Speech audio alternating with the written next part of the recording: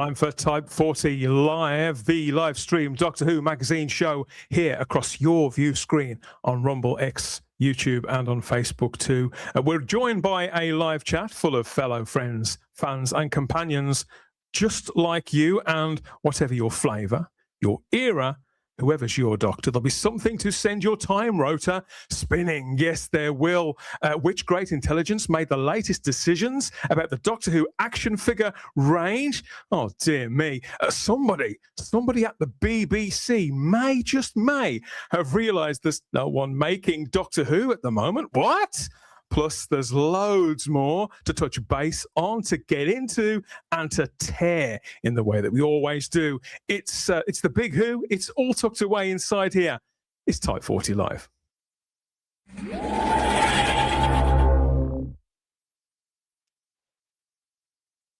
There we are after all that excitement, breathless excitement, and then the sight of something homely and well-polished, spick and span. Oh, it's good to be back. Great to be here. Hello, everybody. And here is Type 40 Live. I'm Dan Hadley, Birmingham's King of the Geeks.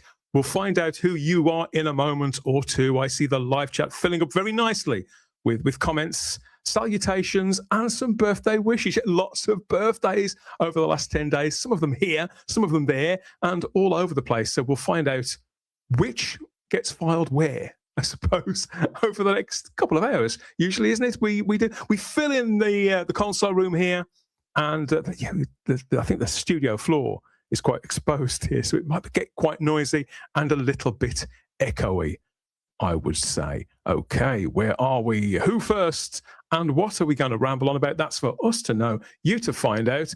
First, he's here, and he's capped, ready to rock. It's Gary Akers. I am. Hello.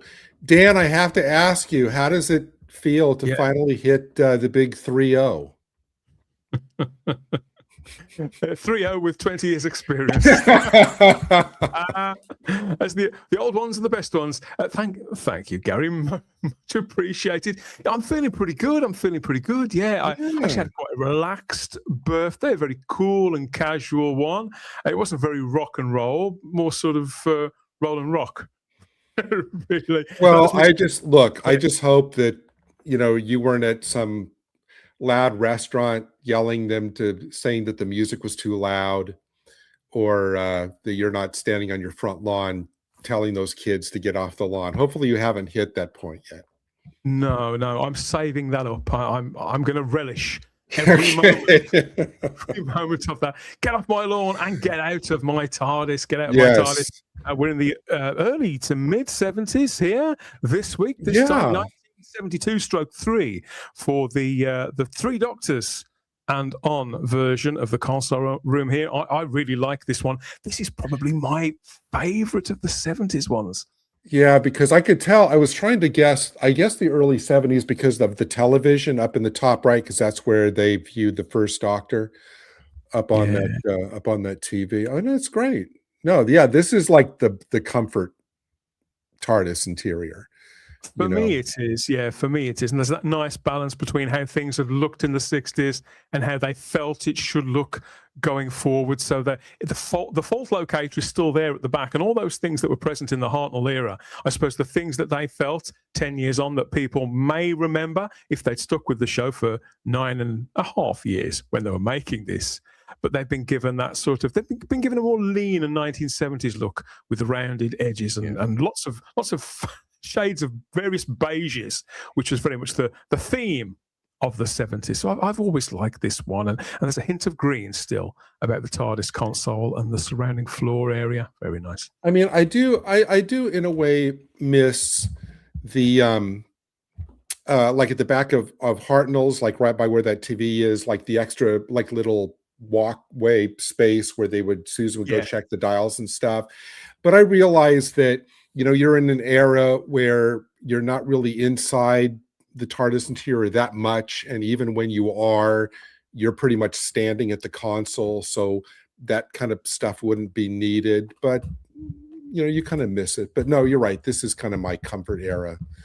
It was leaned down to the bare essentials.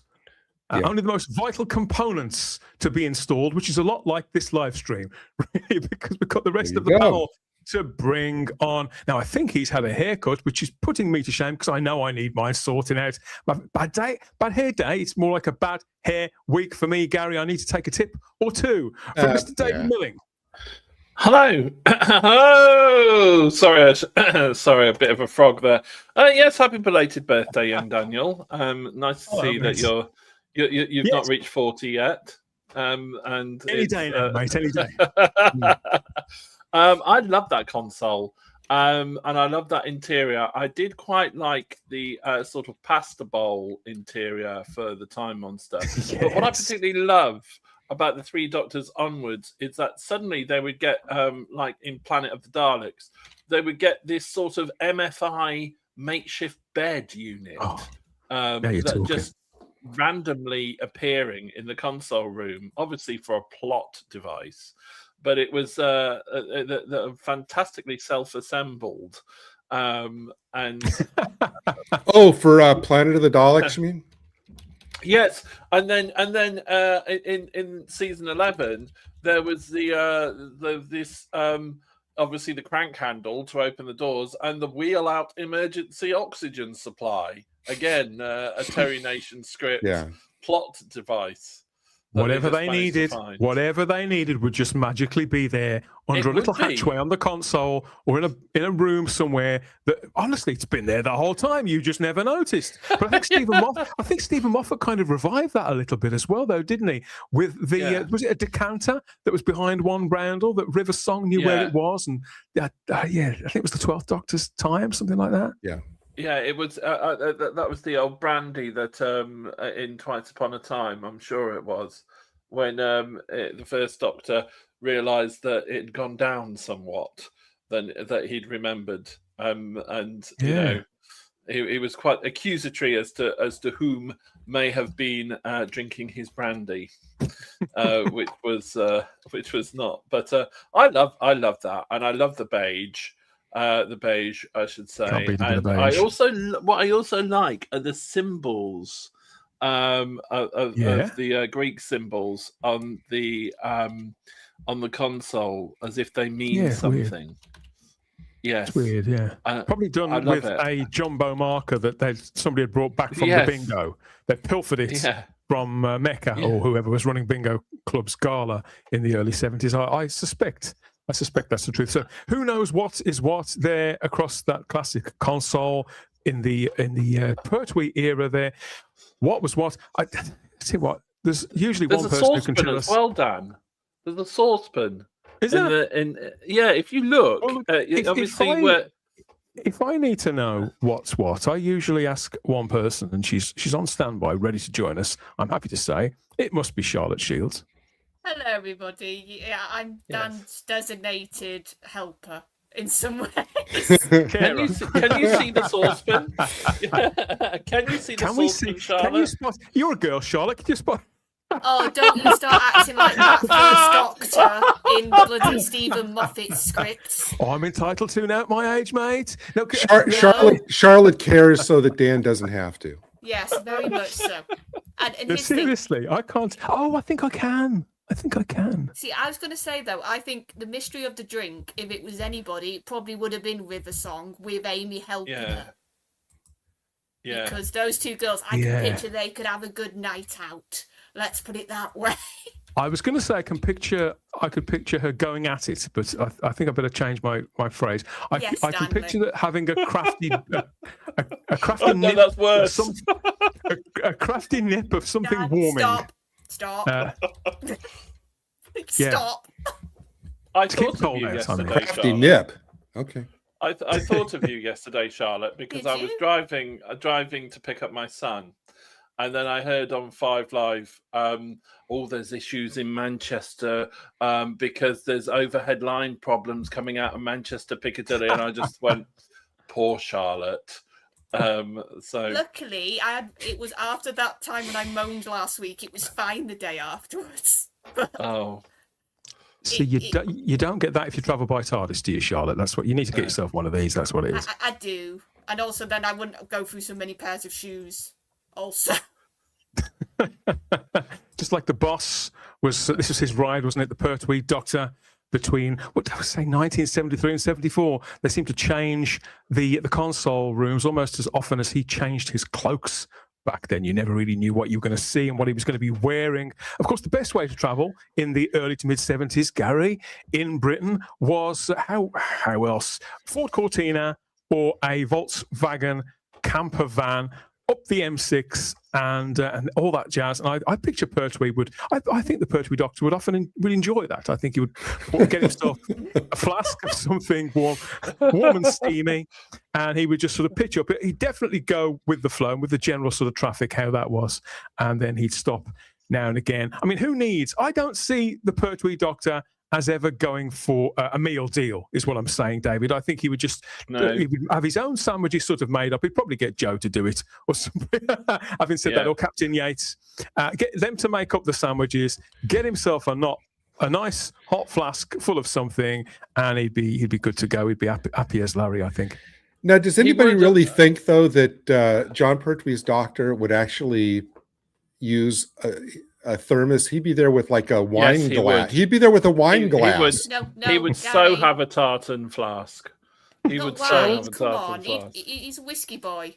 He's so a whiskey boy. All right. And the thing is, the best thing about a thermos is you can put a wee little nip in and nobody knows.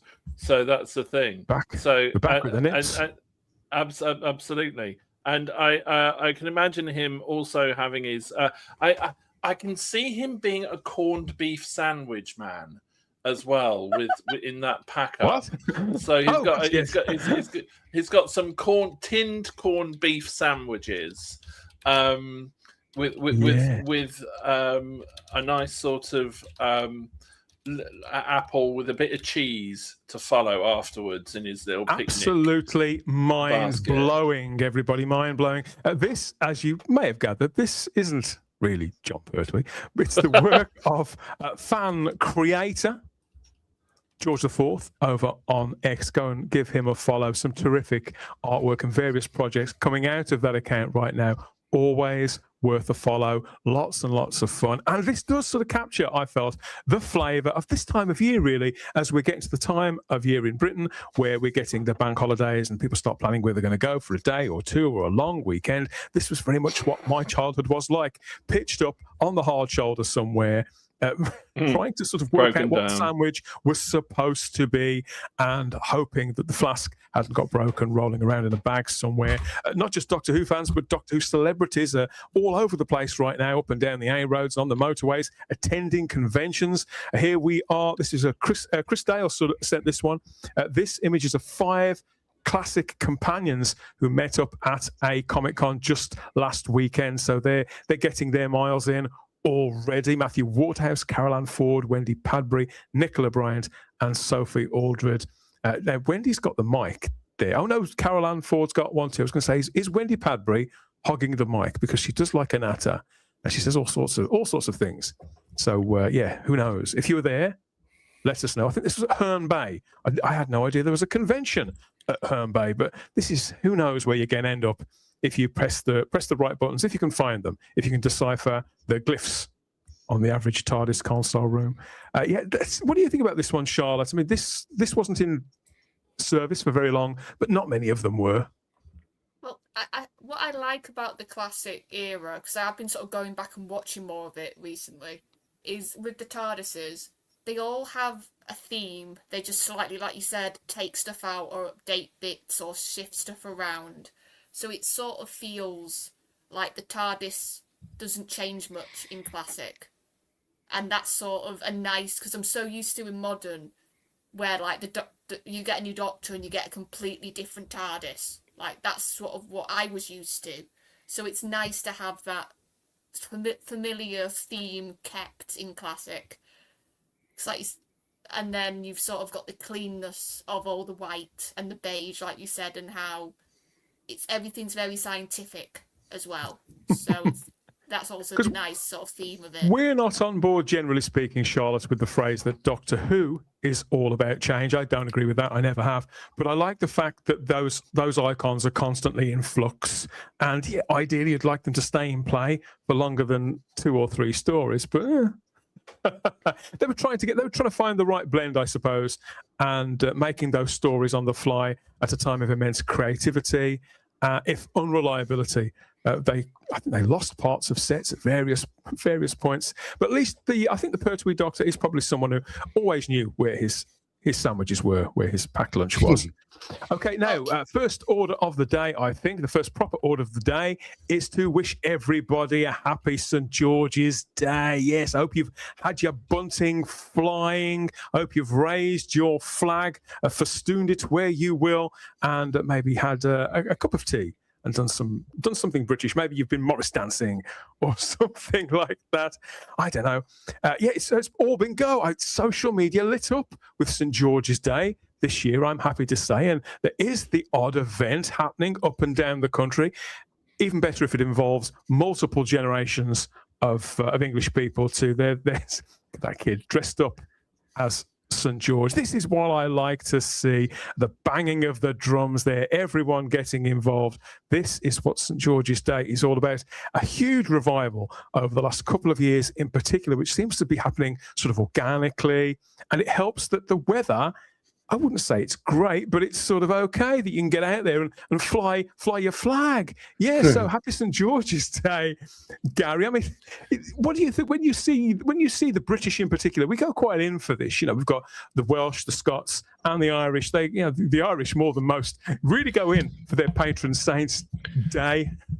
In all seriousness, I love it. I love the fact that it becomes like a big national thing. I mean, same with huge like singular events, whether it be, coronations or, I mean, guys definitely know how to, party when it comes to, these events. But on St. George's Day, don't you go out and like slay a dragon or something? Or what is it that you flying around, Gary, just for us to slay?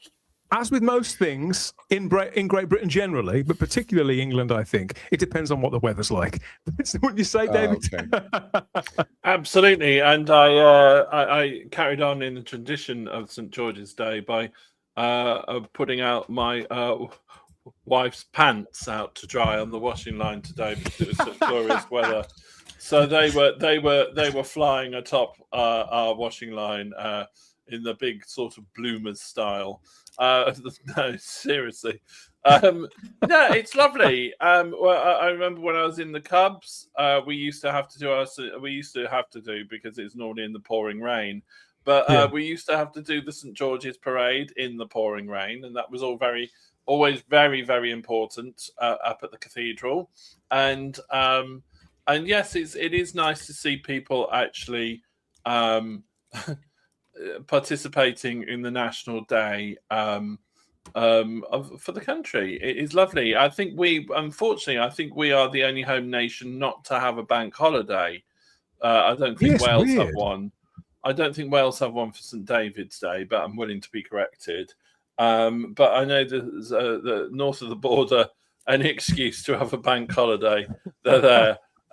And you all have parades and celebrations when there's 3 consecutive days of sunshine, right? We do. Actually, they then turn into riots because that's our thing.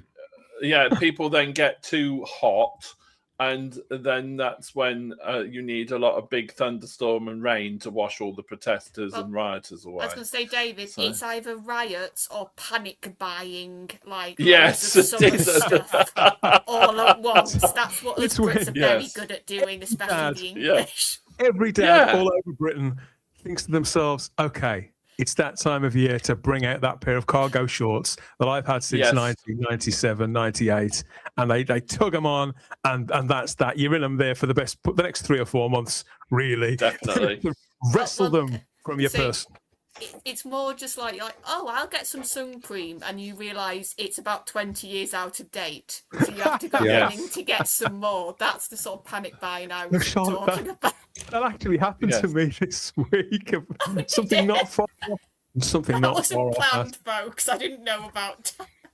So, yes, happy St. George's Day, everybody. As you can imagine, over the last 6 decades plus, there's been lots of Georges been involved with Doctor Who in various capacities. So I thought we'd have a George off, if you like. So here we are. These are just four of what must be dozens of Georges that have graced Doctor Who over the years. So in the top corner, that's George Coloris. He appeared in the 1964 story, The Keys of Marinus. Now, he was a really prolific actor by the time he appeared in Doctor Who. This was a very early kind of cameo part, I suppose you could say. He'd even been in the classic movie Citizen Kane, David, which for a long time was considered the best movie ever made. And there he was. Still is. I still reckon. I reckon it is up there. Citizen Kane is still amazing. And I actually, Charlotte, if you've not seen The Keys of Marinus, I would heartily recommend it. It is a brilliant 6-part story. And in the middle of it, Bill Hartnell pisses off for a couple of episodes just because he fancies a couple of weeks off on holiday. Yeah, he was bank holiday up the A40. He was with his flask. Yeah, he was away. The next along, there's George Baker as Logan in the 1980 classic Full Circle by Andrew Smith. I've always had a soft spot for this story, but George Baker in particular is an actor I've always loved. Gary, he was Inspector Wexford in the 80s and the 90s. That's probably where you may have seen him, in the Ruth Rendell Mysteries drama series. But so many roles, so many great shows, Robin and Sherwood, all that sort of stuff. I remember George Baker from, I know that he was in I, Claudius, right? But I actually remember him. He was in On Her Majesty's Secret Service, the Bond movie. Yes. That's where I most remember. I should be ashamed of myself. I always forget that. And actually, he did, because in the movie where George Lazenby basically takes on his identity to masquerade as him in his castle, George Baker then dubbed the dialogue when Lazenby's pretending to be him. They had George Baker dub his dialogue. And I, like you, Dan, I love Full Circle. When Tom Baker goes off on those people and goes, "Not an alibi, deciders." It's like, that's one of my favorite lines of that season. And he was a big unit, George Baker. He was. Next one down and across. That's the caretaker from Grange Hill, Charlotte, when I was a kid. The actor George A. Cooper playing Cherub in the Hartnell story, The Smugglers. Oh, David remembers that. You remember Grange Hill, David? I love it. He was brilliant. Mr. Baxter was also fantastic as well in Grange Hill. The grumpier better. I mean, George A. Cooper was also in Some Others Do Have Them and various of the shows like that. But I can not picture him in that sort of long beige coat, wagging his finger. Chill during the 1980s. I think he was on that show for years. I think he did it practically until well past normal retirement. So it always stood out a little to me. And there at the end, that's George Capel, who played Paul McCartney.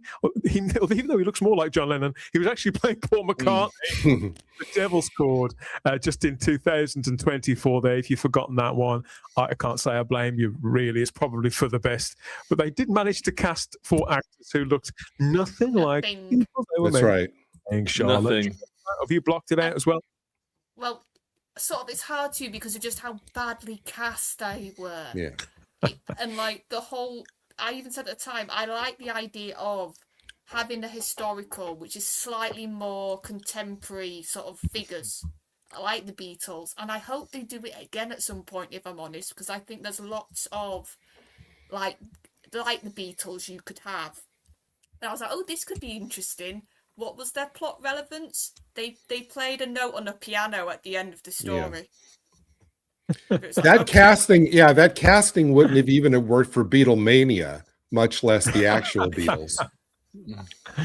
Yeah, I'm a huge Beatles fan, David. And when they announced that there was going to be an episode set in the 60s, I was very excited because I love the 1960s, love the Beatles.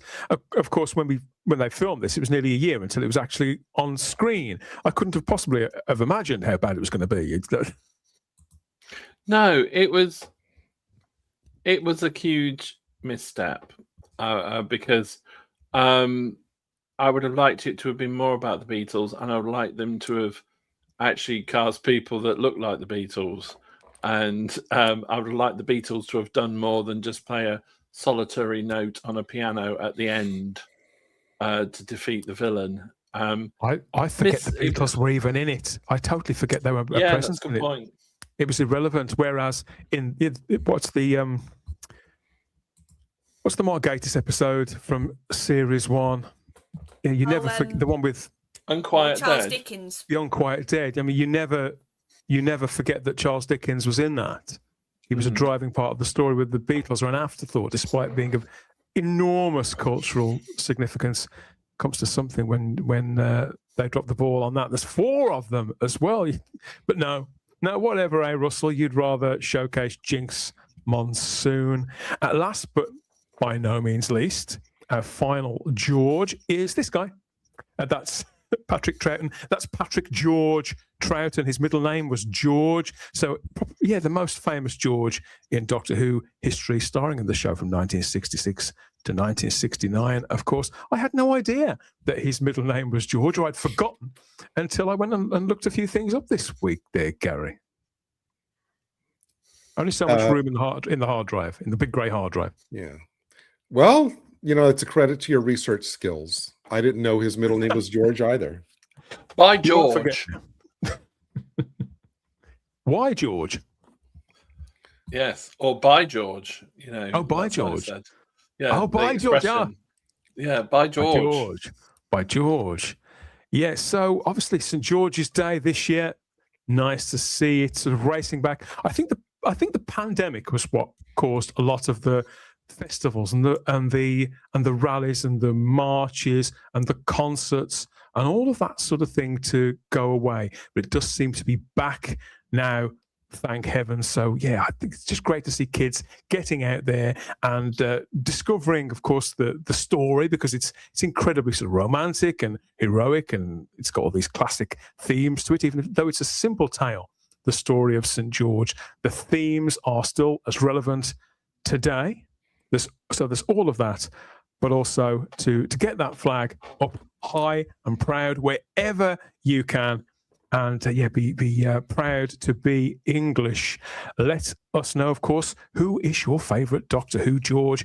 You could be a George, just like my son. I've got a George, so let me know. Let us know who your favourite Doctor Who George is. Who have we missed off the list there in the comments? And before we move away from that, it's Happy St. George's Day, and it was Happy St. Simon's Day.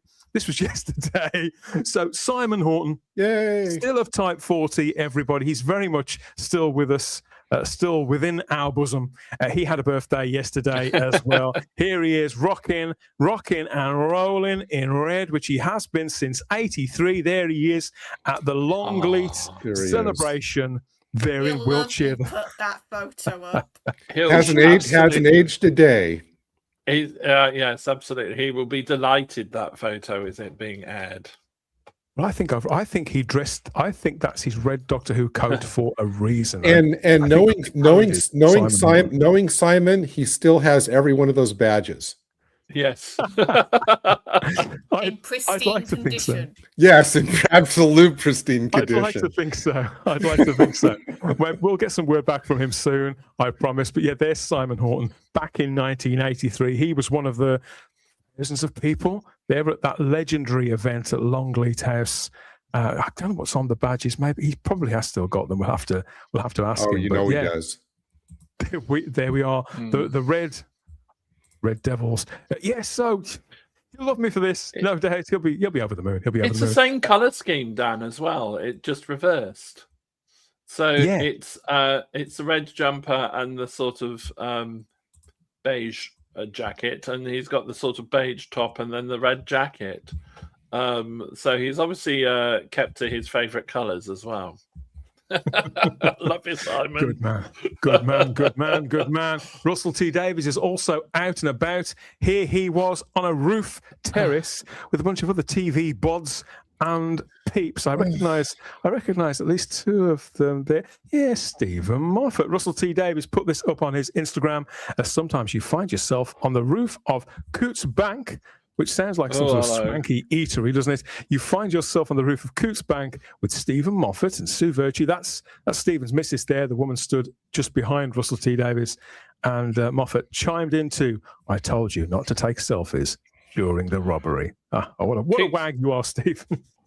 Coots Bank is where a lot of the very rich people bank at, because they quite famously closed Nigel Farage's account because they got into a bit of a tiff with them, and they're owned by the NatWest Group. But they have a sort of like condition that you have to have. It used to be over £1 million to be able to bank with them, but I think they've raised it to. There was talk they were raising it to about £3 million. So they're a very prestigious, old-fashioned bank. So that's a little bit of knowledge about the Coots Bank, if anybody wanted it. Sorry, I had no idea. I had no idea, mate. I do love how sort of with Grace, Moffat is embracing sort of old man energy. Whenever I see him in photos nowadays, he just looks a little bit like, Russell, what you doing? Very, very confused, but I've been confused watching the last couple of years worth of Doctor Who. Who would commission this? Who would allow this on your TV screens? Sticking with the idea of Days Out, I think there's this as well. Now, do you remember a couple of years ago, I think it was, we last went to Sid's Emporium here. This is in Tenterden in Kent, in the company of one Doctor Who legend in particular. And this is where it gets very, very entertaining, because the Doctor Who actor in particular that is a regular, it seems, at Sid's Emporium is the great Tom Baker, 92 years of age, and it still seems that he enjoys he is making an entrance the way that only Tom Baker can at Sid's Emporium for a bit of a rummage. I'm not sure if the idea of emporiums is a particularly English or British thing, David, but it's something that I think it's very Lovejoy, isn't it? So the idea is there's lots and lots of rooms. You can sort of root through boxes and bookcases and shelves and wardrobes, and there's clothes and bric-a-bracs and sort of things that may be antiques. They may be worth a few quid. You never really know. And I think that Tom's sort of obviously playing to the camera here, capturing that sense of wonder that I feel when I go to either an emporium style place or a flea market or a car boot sale or something like that, because it's very much opened up now for the bargain hunters, hasn't it, this time of year? And it seems that Tom loves a bargain too, or at least likes a rummage. Yeah, absolutely. I love those bric-a-brac shops. Basically, it's a whole car boot sale in a shop. And it's you have some it's amazing. You have some fantastic gems. We used to call them second-hand shops or bric-a-brac shops, or some people would even call them junk shops. And it was a great place to just get some weird but enjoyable gadgets that you didn't know if they were going to work until you got them home. And it was a sort of like lucky dip to sort of, I wonder what this is. And you often hear stories on the Antiques Roadshow of somebody buying something from one of these sort of like these shops, and it'd be worth sort of like 25 grand. And how much did you pay for it? 45p. All right. Okay. Well done. Good spot. Because I would imagine, David, that Tom Baker is that kind of bloke where he wouldn't be there looking for anything that could be worth a fortune, just for something with a bit of history about it, with a bit of character that could add something to his home, and obviously to brighten up his day, I would imagine, because at 92, you got to be careful where you go and what you do. The people at Sid's are big fans of Tom, but then again, who isn't? The dear Tom Baker has just made our day again. Tom absolutely loved the TARDIS doors, skillfully made by Simon last year. Simon? Blimey, gets about. Made by Simon last year. He was such a good sport this morning, peering out behind the doors and acting away, always with such humour. I think these pictures will definitely be cherished. So here's one for all you Doctor Who fans. Thank you, Tom. And a big old heart there, Charlotte. More love for Tom Baker. Everybody loves Tom Baker, don't they? Yeah, I think it's because he can just walk into a room and give a look, and you're in the presence of the Doctor. I think that's the uniqueness of Tom, whereas the other actors, when you see them out and about, they're pretty much themselves, but with Tom, he's just... He's Doctor Who. He's Doctor Who. It's never left him. Yeah. And like you said, that first one of him literally peeking, I could just, in my head, as soon as you showed it, I could picture him with just slightly more brown hair, slightly less wrinkles, and that would be a scene from an episode. So that's the thing with Tom. I've been trying to imagine if I was just browsing around in this emporium and I turned and there's like Tom Baker, I would honestly be like frozen. I just would like be a gape. I would not know.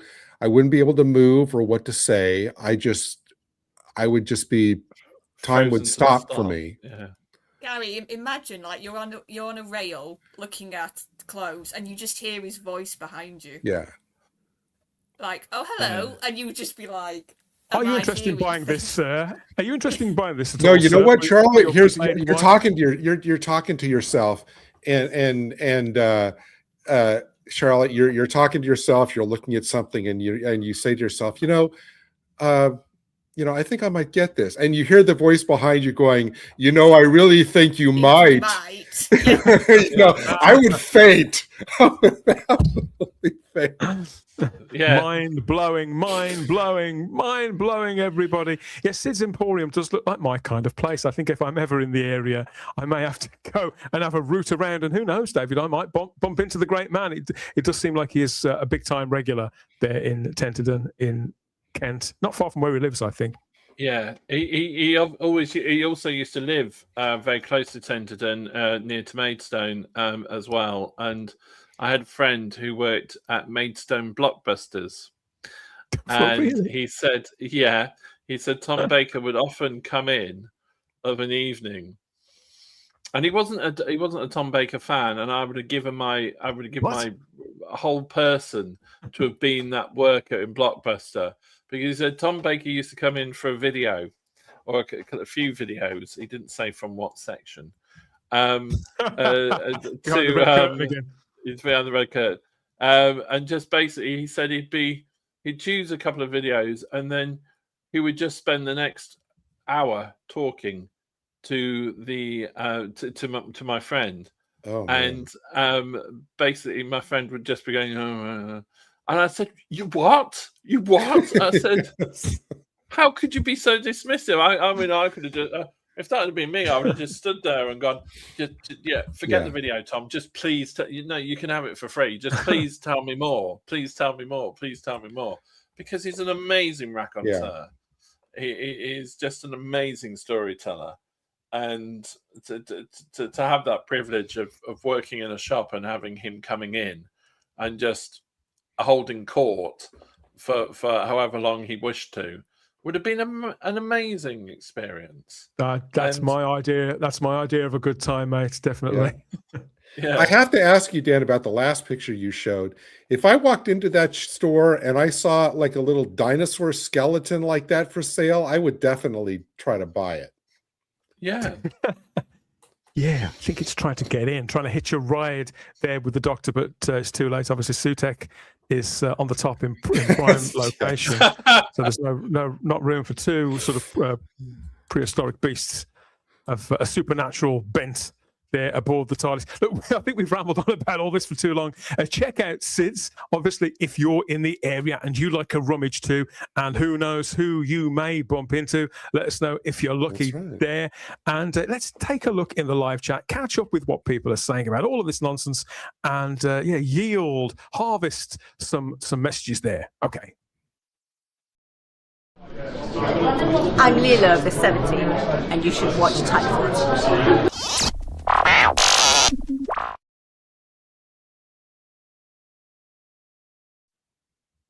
Absolutely. Couldn't agree more.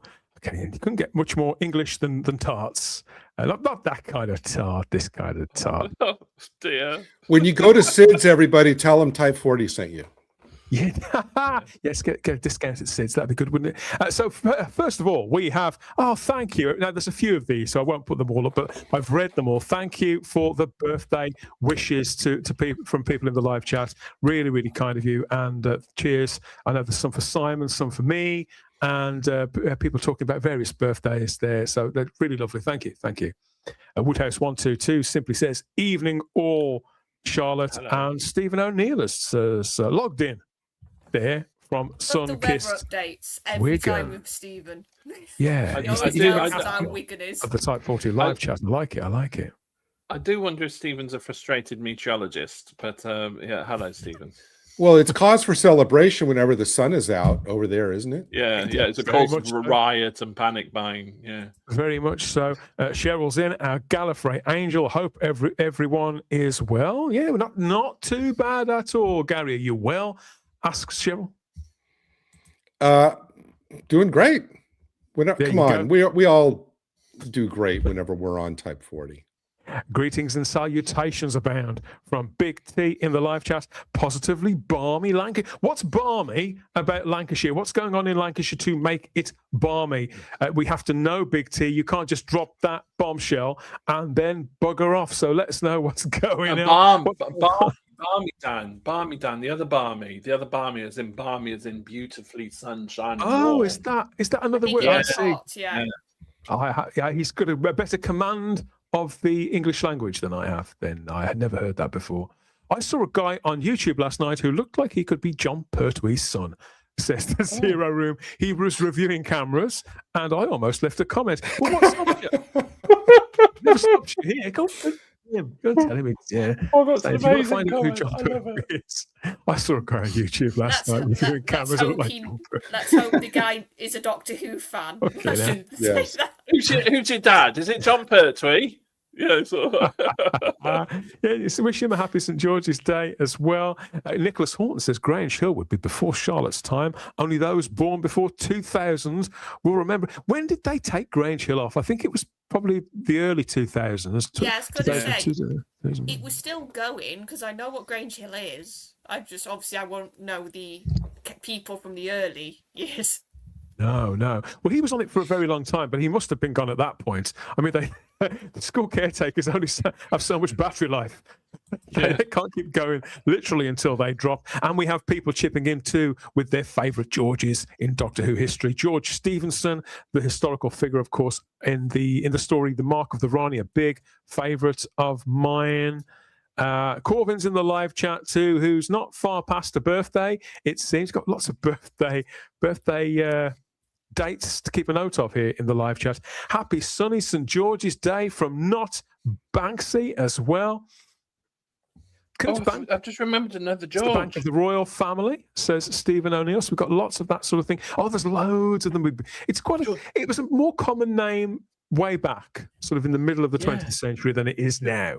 So George obviously Sewell. In the 60s and the 70s. Yeah, there's loads. There is loads. We'd be here all night. George Layton, George Sewell, George Costigan. If you remember, he was in the Voyage of the Damned from Rita Sue and Bob too. There's lots and lots and lots and lots. Zero Room suggests that Russell T Davies is using Just for Men. He says there's no way that's Russell T Davies' real hair colour. I never looked at it that because I think he's greying at the temples, but he hasn't got the salt here. Yeah, I don't know. Has he got a tube on as well, or is that just the wind? No, it's just he's got plenty of wind. Zero Room, we'll deputize you to go look into that and report back to us. Yeah, when did he get his hair dyed? Susan George is my favourite George. Says, yes. Still a very attractive woman, but obviously 70s crumpet, top dollar crumpet there from back in the day when you'd often find a copy of Titbits would be stuck on the dash of the average HGV or minicab there, and Susan George was on the cover of a lot of those. No idea what he's talking about. Help! I have no idea what he's talking what any about. of those words Neither mean, do I, Charlotte. Tidbits wasn't really a dirty book then. It was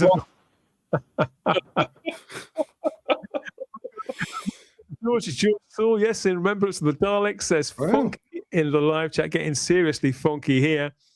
And Corvin says that someone posted the service record of Patrick Troughton as a sub-lieutenant in the British Royal Navy the other day. On X, did they really? The nosy devils. I wonder if he'd appreciate something like that. We'll never know. We'll never know. Mark McGann played John Lennon, says the Zero. That wasn't in the Devil's Core, though. That was in something else. That was in the thing where Peter Capaldi played George Harrison. That was the one that Mark McGann was in, wasn't it? Years and years ago, the early to mid-80s. Yeah. Going way back here now, David. I can't remember when that was. And Stephen Braddock says, well done. I never knew Troughton's middle name was George. Now you do. Best George, of course, is still George from Rainbow. It's goodbye from me. And do you know what? Right, and that's Doctor Who connection, because Roy Skelton did the voice, who did voice the Daleks. So quite right. Quite right.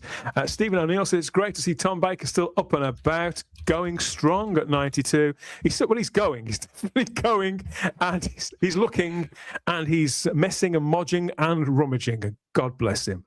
Keep going, Tom. Keep at it, my friend. Good to see Tom Baker out and about. Lots of comments like that. Hi, everyone. People still rolling in, including Lord Thoth. And Stephen says there's a huge emporium in Herne Bay that sells toys, including loads and loads of Doctor Who figures. There we are. Who'd have thought it? Get yourself down to Herne Bay then, David. That seems to be where the action, if not the action, where the action figure is. Yeah, where you'll get all your Doctor Who related guff from Herne Bay. Yes. Well, so maybe that's where all the B&M figures end up. There you go, Dan. Yeah. That's where I'm going wrong. You're going to the wrong place. I don't live in Herne Bay. God, yeah. Some great comments. Thank you, everybody, for all the comments and all the birthday wishes as well. They'll be passed along to Simon Horton. Of course they will. There's a few more stops to make as well. So much to get into. You never knew there was so much going on in the Whoniverse, did you? That's exactly what Type 40 Live's for. Now, I suggest you start watching Type 40, because I can't. I've got to watch this little blighter. The job for... I'll have less of that from you, thank you very much. Know your place. Know your place. Look, if I have to run up a flight of stairs, you come and find me. I'll be in the lift. That's going to the bottom of the floor, then. Keep watching Type 40. There's good chaps.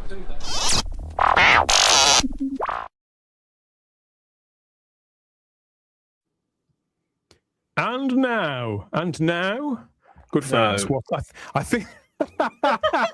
Yes, I think he's got the gist of it already. Okay, I promise, this has to be our final trip back to Mermaid Quay and the saga.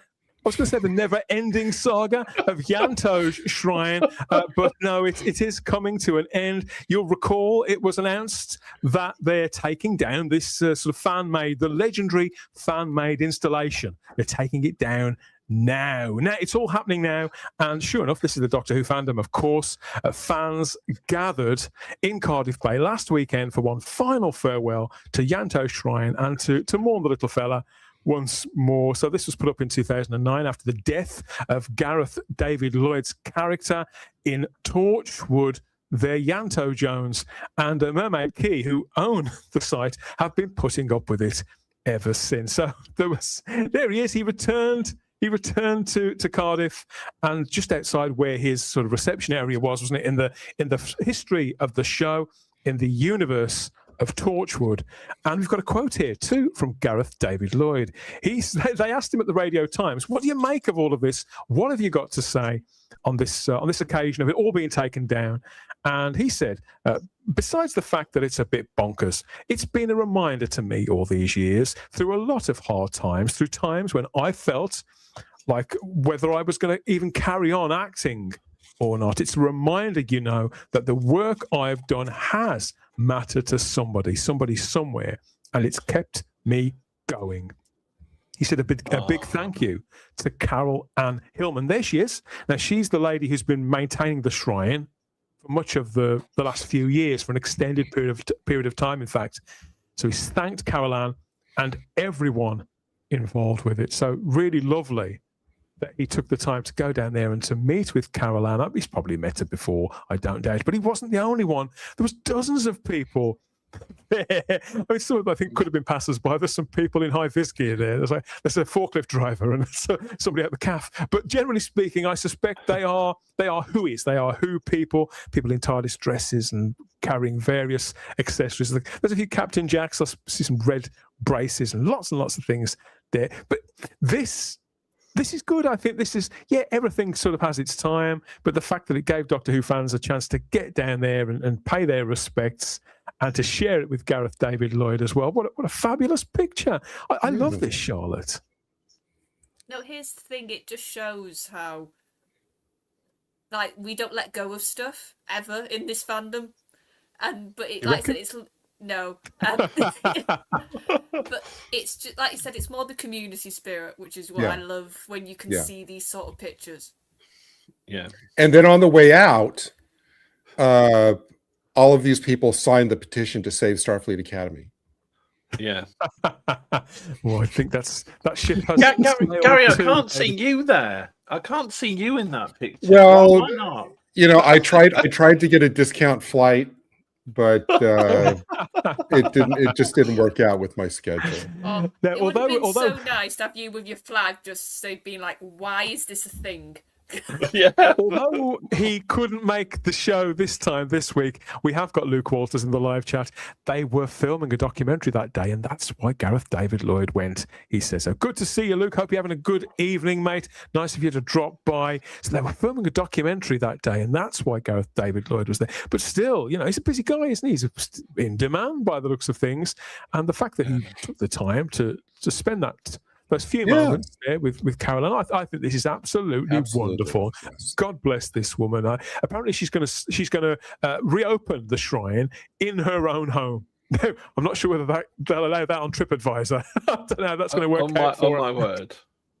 She could. So hers is going to be the one house in the neighborhood that's like plastered on the outside with all of those cards and paper scraps and letters and stuff. Okay. Could be. Stephen Braddock says that picture shows the love of the Doctor Who community. Yeah, it's the Doctor Who family when the actors, the fans come together to share moments like this. And maybe it was time for it to come down. But the fact that it was there in the first place and for such a long period of time, it's a good thing. It's to be commended. It's to be commended, I think, Charlotte. Yeah, and it's the fact that it basically looks like it had a send-off. This was the send-off for it. So people were there and probably had lots of nice conversations and just talked about the show and Torchwood and Yanto. So that's sort of just what we all do at the end of the day as fans, isn't it? We want to share, we want to talk, we want to connect, and be together. Yeah. So it's been taken down, just to backtrack for the people who may not know, it's been taken down. The official reason for Mermaid Quay is it's due to safety concerns regarding the simple deterioration of the wood panelling and the metal structure that's sort of washing away, because obviously it's an actual functioning quay. Day-to-day business and traffic goes in and out of there, a reasonable amount of footfall and people having their lunch and all sorts of things, and sort of probably spliffing up down there. All manner of stuff goes on down there. So that's all it really is. But they have decided that that's it, that time is up for Yanto's shrine. We have got to look here at the replacement. There's no shrine to the shrine, but this is the new plaque in place there, where once it all stood. And, I suppose for Caroline, if she has to pop down here every week or so with the Mr. Sheen and a chamois leather or something, David, it will bring her duties down considerably, I think, and her expenses. Absolutely, and it looks like the work has been quite hard on her over time. But so I suppose with just a little bit of Mr. Sheen and a bit of a duster, she can keep it nice. A bit of brass to touch it up now and again. Yes, say no more. Say no more. Obviously, yes. That's the end for the time being. But let us know. Were you in that picture? Were you able to make it there one last time? And what are your memories of Yanto's shrine itself? Are we just all fucking nuts? Is that what it really is? We're not leaving Torchwood behind. This is to 2026, so it's 20 years of Torchwood. this year. We'll be revisiting the show later in 2026 here on Type 40 Live, so don't miss that. You may want to open that box set that you've had on the shelf, gathering dust, maybe still in its cellophane, as one of my seasons is. Give it a watch and refamiliarize yourself with a bit of Torchwood ahead of our celebration of 20 years of Torchwood. And this time next year, we're going to be celebrating the first anniversary of the closing of Yanto Show. That's right. You say it, Gary, but don't rule it out. Look, anything to make the few months go that little bit. There's no Doctor Who on. What else is a Doctor Who fan supposed to do other than sort of count the weeks or the days? If you're Rose Kirby there in the live chat, she's keeping tally, so I don't have to. So we can do all of that and what we usually do, which is to take the piss royally out of the Whoniverse and the Whony peeps there when they do or say stupid stuff. When we're not doing that, we're live streaming here on Type 40 Live. And if you want more, and why wouldn't you? There's hundreds of hours of us going on, Charlotte, here in the playlist there. Lots of classic shows, our roving sort of rolling news reports, roving and rolling news reports, our deep dives into breaking stories, our celebrations of specific actors, stories, seasons, whatever. It's all there in the playlist. So jump in and enjoy, as well as the Type 40 podcast. That's across all major podcatchers and our home feed at type40.podbean.com. New episode has already dropped, but you can catch up on our missing episode coverage here. Those amazing weeks just a couple of months ago when that was all breaking. And then, of course, we got to see them, didn't we, over the bank holiday? What an incredible time to be a Doctor Who fan that was. And it's there, preserved on the podcatcher of your choice and at our home feed. You can catch the latest enhanced edition of the Type 40 podcast. That's here on the YouTube channel as well. Tony Jordan returned.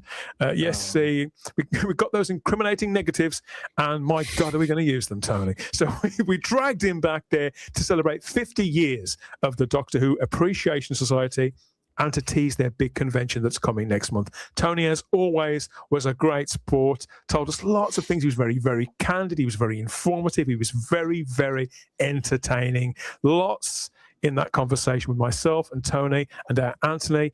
Brilliant stuff. So get that either on the podcast or here on YouTube in our enhanced video form. Get enhanced at Type 40 Live. Yes, we all get those emails. Get enhanced at Type 40 Live there, Rumble, X, YouTube, and Facebook as ever. Just a moment or two, I think we've done. So we've had Patrick Troughton, John Pertwee, Tom Baker. Who have we? Oh, yeah, William Hartnell. Okay, so William Hartnell died exactly 51 years ago today, Gary. And do we talk about him enough? We've talked about him quite a lot recently. New old performances unearthed. And although there are precious few interviews with Hartnell about anything, never mind Doctor Who, the words that we do have sort of ring in our ears. I think they're all precious. Most of them are wise, and they're true as well. Obviously, he says here in this quote, it may seem like hindsight now, and we all know hindsight is a wonderful thing, but it's been 5 decades since he died. It's one thing to have been part of a long-standing TV hit in the 60s and the 70s when TV was still quite young. But there's no way that he could possibly have imagined folks like us sitting here talking about all this all these years on now. Yeah, I mean, if not for this man and everything that he brought to the role, none of us would be gathered here today. And we got an enormous gift last month where we saw another, 2 episodes of, and hopefully someday, we'll see more. But I'm kind of struck. I don't know what the more is to say, because he created a legacy that's untouchable.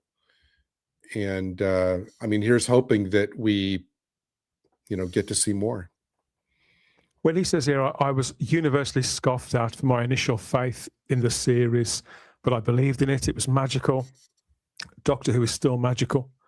It still has the power to captivate if you show people the right stories.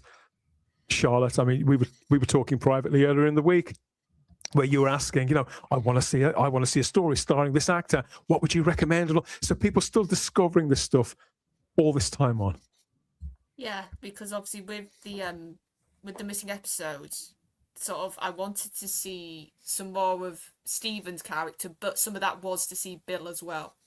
And I think it's just that thing of you want to get their essence, because you can hear it in an audio, you can watch one of those animations, but it's not the actors. And I think we all just, there's sort of this protectiveness and want to see it and want to experience it more. And Bill's got that magical. It's funny he uses that word, because now I associate that word very much with him, because he's got that mischievous pixie we've sort of said before, haven't we? And that want to sort of help, even though he could be quite crotchety at times, his Doctor, that was part of the charm. And it's just sort of, I often, whenever I watch a First Doctor, like I have been recently, I sort of have that thought in the back of my head afterwards of, I would love to know what he would think now, if he could in any fashion see how much he means to us. I think he would be very touched, and I think he would be very surprised in how much it's lasted, and him especially. David, So we he's live in special. I agree. David, we live in an age of celebrity culture, don't we? Where actors, personalities, on one hand, it seems like they don't stop rabbiting, but on the other hand, I also get the idea that the media doesn't leave them alone. So I don't necessarily think it's always them. I think that they're always being sort of pestered and chased for quotes. And even if it's not them, it's through their agent, through their PR. Now we hear too much in many respects. I trade so much of today's noise and sort of interference, really, and nonsense and piffle for just a few more interviews, short interviews with the likes of William Hartnell and Patrick Troughton, come to think of it, to a lesser extent. Yeah, but quite famously, Patrick Troughton didn't like to do interviews talking about Doctor Who, especially during his time as Doctor Who, as the Doctor, sorry. And, you know, I think the only visual as in videotape interview we have of William Hartnell is that crabby one that ended up on the 10th Planet DVD when he was you know, making himself doing his own makeup for Panto, and it was quite an angry interview because, you know, do you like Panto? No. And I would trade so much, quite rightly, as you said, with all the interviews that we have now of various different people, whether they be going on Graham Norton or Jonathan Ross or any other sort of thing, for some more footage of William Hartnell and Patrick Troughton, because it is so rare and nothing exists, and to have been offered that role, and I know Verity Lambert and Sidney Newman really had to sell it to him, if we're to believe in Adventures of Space and Time, and for him to always have believed in it, and that's what Jessica Carney, his granddaughter's always said. He always knew it was going to be a success. He always believed in it, and others thought he was mad to say the same thing, but it shows that his belief and his vision was ultimately proved right, and I'm sure he would look on now with people being able to watch his material. He was a fantastic actor, to portray so many different sides of the character that we know and love. He was able to give a template for actors many years in advance to portray such an intriguing character, whether it be waspish, academic, impish, mischievous. He was able to sort of put down the blueprint, and without him, we wouldn't have obviously got the belief that the program should continue with another actor when sadly he became too ill to carry on. So we owe him such an immense debt for that, and it's just a shame that as you say, more footage and more interviews don't exist in the archive. We've got to stay tuned, keep our fingers crossed, keep everything crossed for that. And yeah, we've spent quite a lot of time with the First Doctor in the last 2 or 3 months. Maybe not so much with William Hartnell himself, so it's always worth taking a few minutes aside to remember the people behind the characters that we love so much.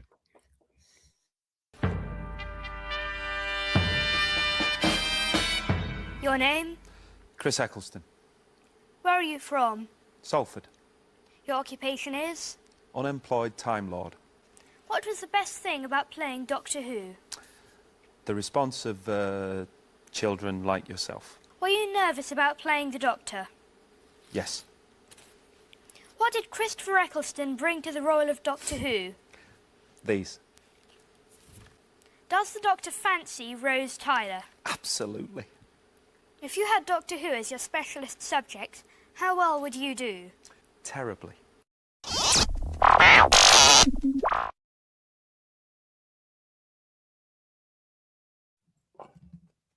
I'll never get tired of that clip. Never gets old, does it? Never gets old. Yes, so we're back. We're back, but Doctor Who is still missing in action, everybody. Missing in action. This time last year, we were enjoying sort of a whole new season of Doctor Who.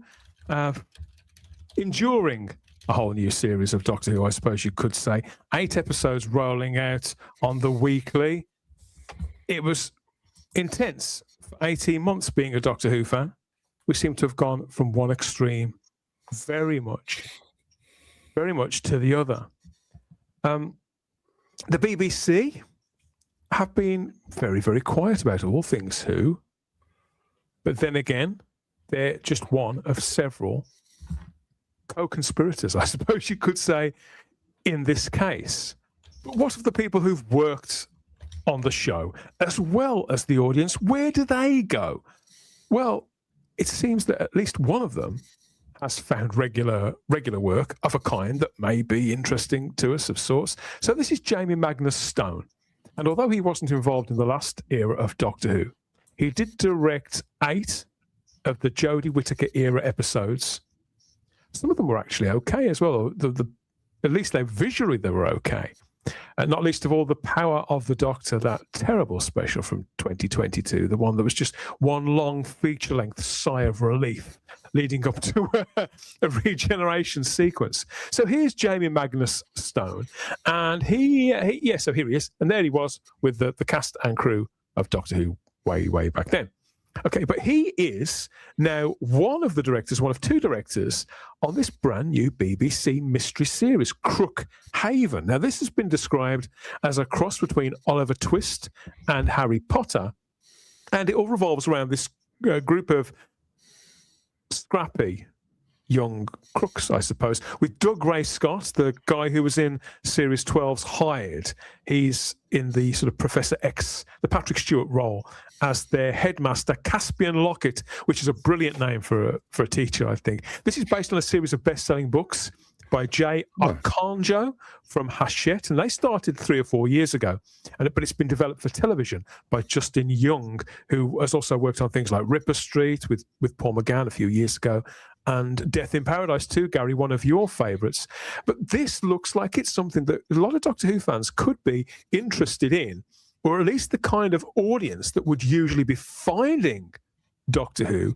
They will probably see something of the appeal of the series in this. The official blurb says, It's a thrilling family adventure series set at the mysterious Crookhaven School, where high-achieving young crooks from across the world are secretly selected to hone their skills in disciplines such as deception, gymnastics, forgery, and infiltration. So it does all look and sound really, really imaginative and quirky. Harry Potter meets Oliver Twist. Charlotte, have you ever heard of this?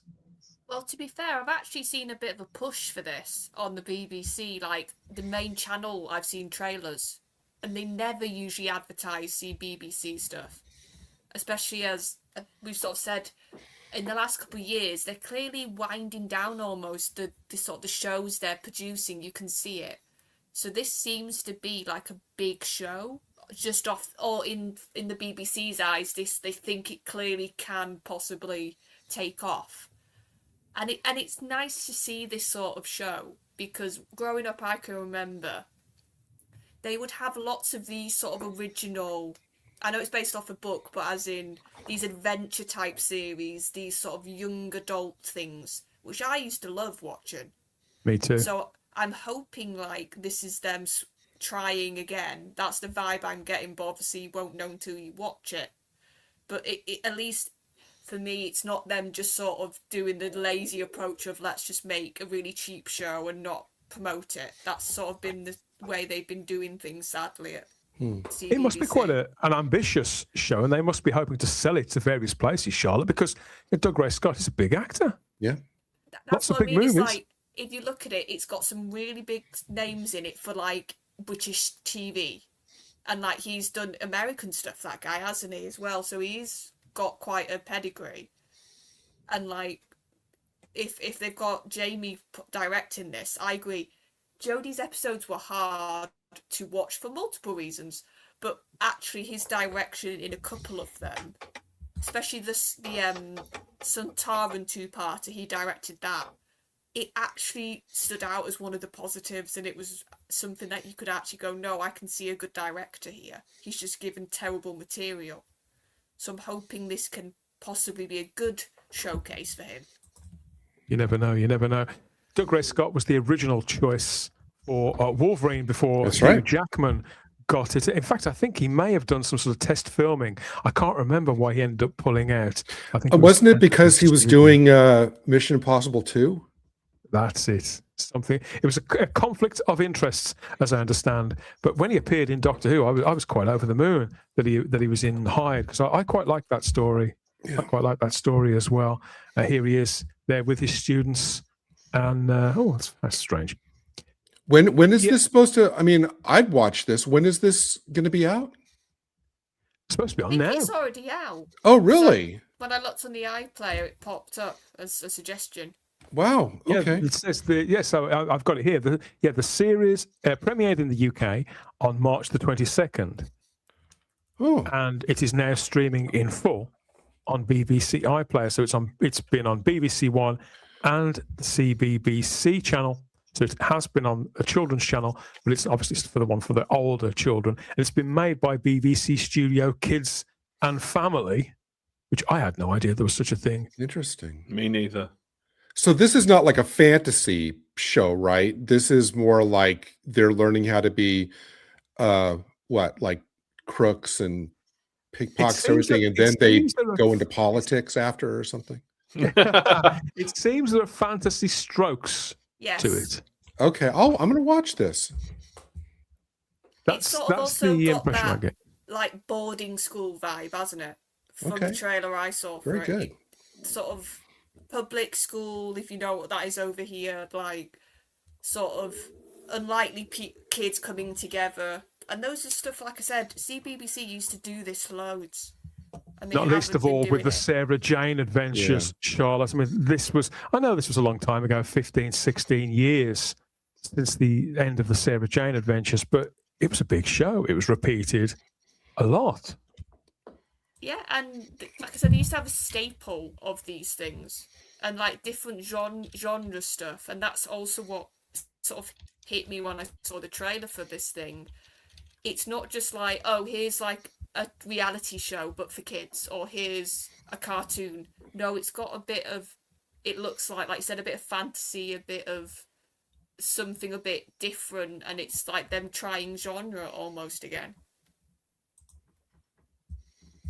A cross between Sarah Jane Adventures and maybe a touch of Class in the mix as well. I think that's sort of the darker side to it, and a mysterious mentor with a bunch of young people. Kind of, are they being led astray, or are they being taught? I suppose that's the general impression that I get. But I do like that kind of show, and I do hope that it does find its audience, I suppose, there in Crookhaven. I think if you can't have a Doctor Who spin-off or something in that universe, then at least this will be the kind of thing to bring people in to, I suppose you could say, sort of genre content at a younger age, with archetypes that they recognise, and tell them stories that are, hopefully, I would imagine, moralistic in some way. They have some sort of moral core to them, but being a lot of fun as well, David. This is the kind of show, I think if I was that age, I'd have been all over this. I'd have really enjoyed this sort of thing. So I'm relieved that somebody is making escapism sort of for older children and a family audience, is I suppose what I'm pointing to, if Doctor Who is missing in action in this respect. Yeah, it needs to be done. There needs to be there's a huge void there, and it needs, whether it be science fiction, fantasy, escapism, there is a huge void there, and it needs to be filled. And if Doctor Who's not around at the moment because, for whatever reason, there is a market there for it. I am certain there's a market there for it, and if they are pushing it on the main channel for trailers and stuff, it does show that the BBC commissioning editors have got faith in this style of this style of program, and it's a positive for when Doctor Who can get its act together, and whenever that may be. How long is a piece of string? But yeah, I am pleased that they are producing this type of material, because it restores your faith in that they're able to do hopefully good quality programming. There used to be a junior version of Spooks. I think it was called Yes. MI High, something like that. Yeah, Do you know what? that was fun. My daughter In loved my that. head, I was like, what show is this reminding me of? Yeah. And I watched MI High, even My when it daughter went a loved bit that. rubbish, and I still enjoyed it. Because the problem with having young casts in these kind of shows is that the kids grow up, and they have to leave the parts behind them because they get too old to play them for their target audiences, and they bring in a new generation, a new crop of kids, and it's never really the same after that. Because younger ones, they don't like the change, even less so than adults. But no, when I saw that this was seemingly, it's made by the BBC, by BBC Studios Kids and Family. It's good that the BBC Studios brand has a specific department for that. It seems to be finding an audience. It's got some good people in it. Yes, it's an established property. It's worked. It had clearly worked in print. So you could say, well, they're not taking a big chance with this, Gary, but at least something is coming through, I suppose. And if Doctor Who's not going to be on Saturday evenings for a time, they could do a lot worse than put a show like this in that slot, I think. I mean, I apologize for not knowing. Have they been really publicizing this and promoting it? Yeah. Oh, they have. Good. Okay. Like I said, CBBC stuff. I know it's on BBC One, but anything on that rarely gets promoted on the main channel. Right. They're very, and this is the BBC's fault, to be honest, they're not very good at using the channels to support each other for advertising. Like, if you're watching BBC One, you should see stuff for the other channels, but it tends to just be BBC One fare. So the fact that this is popping up, like Dan said, I think this is them really having a bit of a swing and seeing if it hits, sort of thing. Good. Oh, I'm definitely gonna try it. I mean, I like Doug Ray Scott. He's a good get for a show like this, and it seems like he's the right actor for that kind of role. You know, which is kind of like a morally gray area, maybe. You know, and so I'm excited about watching this. and installing a director like Jamie Magnus Stone. It's not just Doctor Who that he's worked on. There's been several big shows that he's been part of too. It just goes to show that just because you're making something for a younger audience, you don't have to put untested talent on there to make something look kind of world class, I suppose. So that's on BBC One and BBC iPlayer at the moment. If you've got kids around that age when they'd usually be getting into Doctor Who, try them with Crookhaven. And I suppose the beauty of it is, if they like the show, they may like the books. Get more kids reading, never a bad thing. So that's one corner of the sort of geeky revival. It's fine for the kids, for the young people. But what about the adults? What about that side to it? Well, this week we also heard news of this. ITV Studios Drama has announced a new 6-part sci-fi thriller. This is specifically, and why this made my radar as well, is because this is also for BBC One.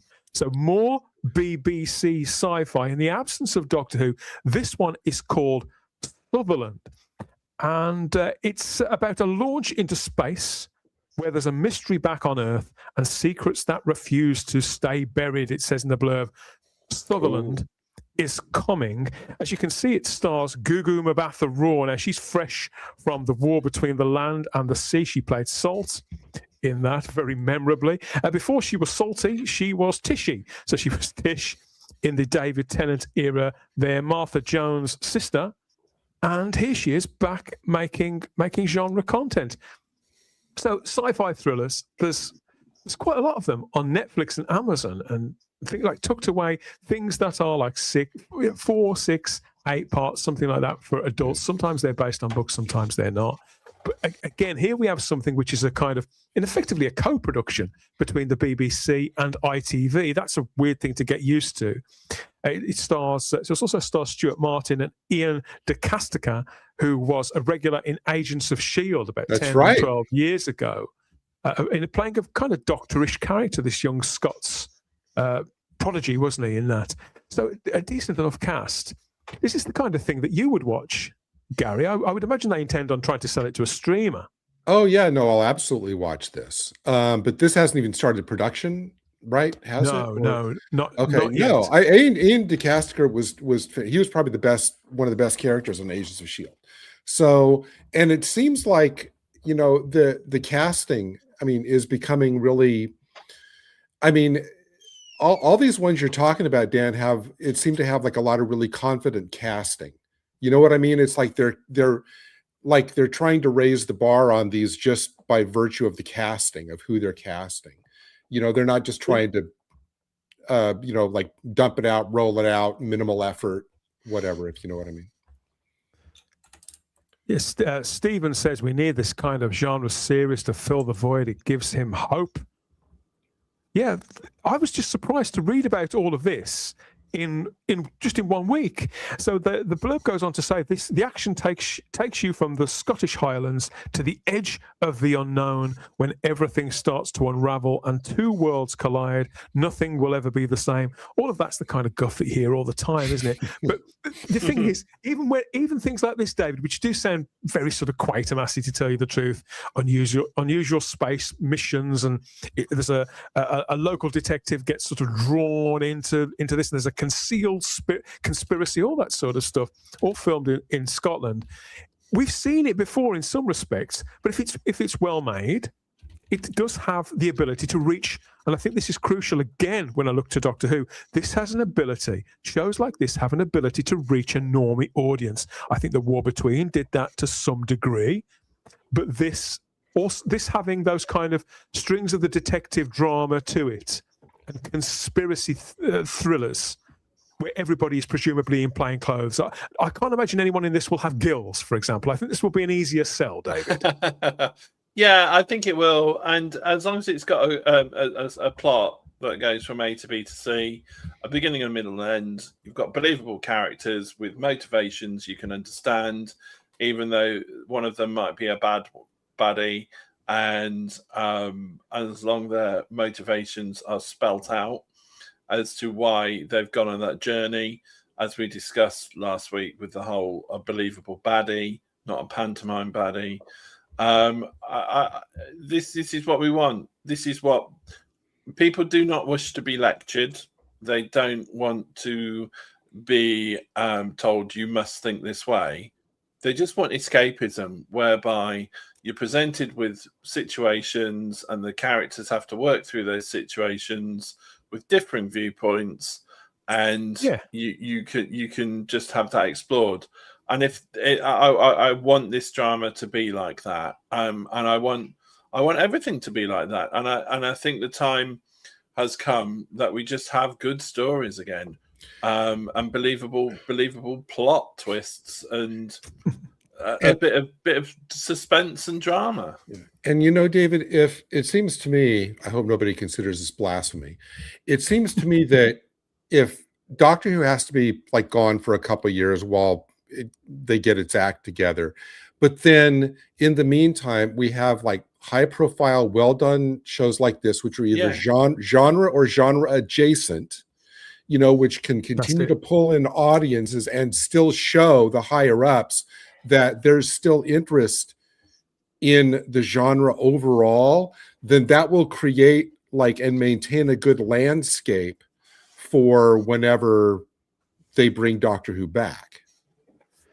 That's what they were attempting. I think that was partly what they were attempting to do with the war between Charlotte. But it's a harder sell. I mean, I've always, without going over old ground, you know, we reviewed that at the time. I thought it was ambitious, and I thought it succeeded in most of the things that it set out to do, and all those kinds of things. But when something is tied to an intellectual property, or something is fantastical, it does put a lot of people off. Overtly fantastical. Whereas if you start smaller with something that people recognize and can relate to a little bit more, that's set in a near future that people recognize, and characters who are behaving in a way that they probably would. I don't know. I mean, what's your gut instinct about a show like that? Would you watch Sutherland? Is that your kind of thing? That one hasn't got my interest as much as the Crookhaven, because the second one, and this is what my point is generally, it sounds a little bit too detective-y sort of thriller. And I think the problem is, when it comes to TV in general, we've had a lot of that recently. If you look at the kind of programs which have been commissioned that have done well, they've all tend to share certain traits. It tends to be either a bit like political drama in like sort of the boardroom sense, and like people playing off against each other, or like the police procedural, or the mystery, which I'm not saying I don't like those things, but I feel like TV has sort of, because there has been some big hits of those types, they've all tried to have big hits with those kind of shows. All the different channels. And that's where Doctor Who, if it's done right, actually does quite well, because I think it's a good counter to that kind of programming. That's why in 2005, because the TV landscape was very sort of, that was the height of things like Shameless and those kind of programs, where it was all very kitchen sink drama, sort of real life sort of thing. Then you get Doctor Who coming along, which has aliens and sort of a TARDIS and all those fantastical elements, still with some of that, because Russell was clearly, that's his comfort zone. But Doctor Who was that escapism because it wasn't that. So I think that's what Doctor Who needs to do whenever it comes back. Like Gary said, I do believe we are in a sort of break at this point. And if it can... We are, Charlotte, on an unofficial hiatus, which obviously that word is... It was an official hiatus in the mid-'80s, and obviously there was a complicated time. There were lots of things pulling and pushing Doctor Who in various different directions then. But this is a hiatus for one reason or another. And it does take me back to 1986, because when Doctor Who was away for 18 months plus, then they brought in the tripods, and Stephen O'Neill is pleading that they could make the tripods, remake the tripods now, but the BBC no longer have the rights. Now, the rights have been with the Walt Disney Company, with Disney Studios, for decades now, and I think there's some sort of arrangement with them and the estate of the writer of the tripods. So Disney, it automatically gets renewed, and they intend on doing something with it, but they never have. Blah blah blah blah blah. So even Big Finish wanted to make a third season. They wanted to finish that trilogy from the BBC show from the 80s, but they can't. Disney own the tripods, lock, stock, so that can't happen. Matthew Pounder says the BBC has clearly given up on Doctor Who with these replacements. Well, no, then they're not filling the Doctor Who gap as such, are they? I don't think that's what we're seeing here. Giving up on Doctor Who. Doctor Who is missing. When I use the phrase "missing in action," I use that phrase for a particular reason. Doctor Who is a uniquely balanced show, but in a sense, I feel that with them having farmed that out to Bad Wolf for an extended period of time over there, they're looking at their own schedules, and we're now at a place where if they're to hold their own, I suppose, on the international stage, as the BBC could potentially open up, and all these co-productions, both domestically and internationally, are going to start to happen and to connect, whether it's ITV or with such as Netflix or Amazon or Universal or anywhere, then they have to accommodate a breadth of storytelling and genres, and something that's fantastical or sci-fi in some way, which isn't an area that the BBC are confident in or particularly understand, then they have to do that to compete and to offer said variety. So I don't think, in all seriousness, I don't think this is a reflection on Doctor Who at all, but it is a reflection on the times that we're living in, and the fact that there is a constituency of people, both within Britain and abroad, who want this kind of programming and who want it made with a British sensibility and tone, and that's what we could get with both Crookhaven and Sutherland. Charlotte is my feeling. Yeah, and I also think this is the BBC finally acting on an issue they've had for years, which is they're not getting younger audiences anymore. Yeah.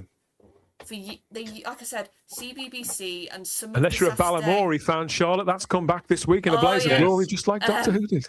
But that's my point. Like I think BBC did at one point have lots of programming for younger, whether that's teens or younger, because they had CBBC, they had the Saturday slot, like those Robin Hood shows, Merlin. They had those things that were for that younger audience, and then they just gave up. They just stopped producing them.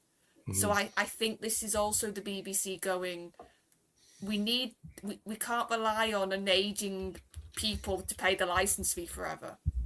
And I'm seeing that also on Amazon right now. They're producing this young Sherlock show, and for me that seems to be part of this idea of we need to get teenagers to 20, maybe people in their 20s, that audience that are watching streaming shows. They're not watching traditional TV as much. This is, I think, a play to get that audience back as well.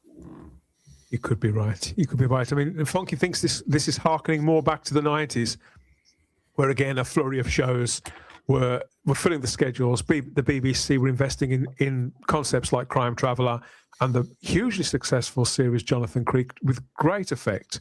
Bugs also ran for 4 or 5 years. So again, there's been these little pockets where things have happened, but I think the fact that it's happening here and here and here, just little corners, the deals that are being struck and things that are going into production. Sutherland is going into production this year for broadcast at some time in 2027 is what they're saying at the moment. So we'll have some more information on that, I suppose, in due course. It doesn't stop there either. I mean, there was so much Doctor Who produced over that 18-month period. It was very, very intense. You think, well, how much more of it do you want? And there would have always been a gap, but I don't think it would have felt like this. Obviously, a gap after a huge success or a series of successes would leave people wanting more rather than heaving a sigh of relief. And everything that's coming out, everything that's being made or that's being brought through by the BBC, it's just, it's not Doctor Who by any other name, for example. It's all very, very different to Doctor Who in different areas, none more so than this. So they've also acquired from Studio Canal, David, the 8-part futuristic French sci-fi thriller series, The Sentinels. This has already been a success. So this was originally premiered in France and other territories back in September. And the blurb says it's 1914. At the outbreak of the Great War, a severely wounded soldier is selected for a top secret research program to create a whole new breed of combatant. After being injected with a mysterious serum, he's stronger, he's faster, and more resistant than the average human, joining an elite force known as the Sentinels. But he's soon confronted with a terrifying reality that could change the course of the war. So this is one of those that happens in a parallel history of the First World War. And obviously it's French language as well. Ooh la la. Sacre bleu. Well, what can I say? That sounds cross between a history program and a war film and something out of Marvel, which is intriguing. And if it's got subtitles, I'll as long as I don't have to get out my tricolor book from secondary school, I'll watch it if it's got English subtitles. Yeah, I can't do subtitles. I have to have them dubbed. I can't read telly. It really annoys me, particularly if it's something that's futuristic and fantastical. I want to be looking at the production design, Gary, and this does look very sumptuous. An 8-part French sci-fi thriller called The Sentinels. Gary, would you take this? Would you buy this? Yeah, I absolutely agree with you. I mean, if it was dubbed, no offense to the French, if it was dubbed, I would absolutely watch it. It sounds like, listening to your description, I thought this is kind of like the $6 Million Man in World War I, which is cool. I mean, that's an interesting type of concept. So if it's a success and they try to sell it internationally and dub it, I absolutely will watch it. Yeah, if they can dub Heidi, they can dub this. I mean. But again, this is something which will appeal, I think, Charlotte, to some degree, to portions of the Doctor Who audience. It's slightly more of a reach for the mainstream, not least for being in another language, in a foreign language. But I think this is more for the people who are more steeped in the genre, who want something which is a bit of a curiosity, in the way that Doctor Who is somewhat of a curiosity with its own unique tone and flavour. Obviously, if something hails from another culture, it's going to feel distinctively French. Well, yeah, but to be fair, a lot more people are actually watching subtitled thing nowadays. Yeah, my mum loves it.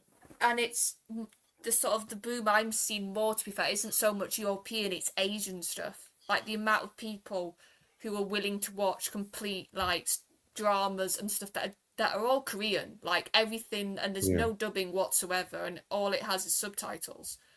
And what I find interesting about that is the people who I see do that are the so-called younger generation that don't have an attention span, if you were to listen to some people. So they clearly can. It's whether you can get the interest for them to be willing to get past that barrier. So I think this feels like, to me, this is part of also that movement of TV is becoming more international now. Mm-hmm. Like programs are sort of not just being kept in their regions as much. And well, you're right, Charlotte. Abroad. Sorry, you're right, Charlotte. Sorry to jump in, Charlotte. You're right, because the Scandi crime dramas that are all subtitled are massively popular with a lot of people. And ordinarily they would have been dubbed, but now they're just subtitled, and people just lap them up, absolutely lap them up. I'm not too keen on subtitles. I prefer the really bad dubbing that we used to get in the 80s, but where they speak and then about 5 seconds later you get the dialogue.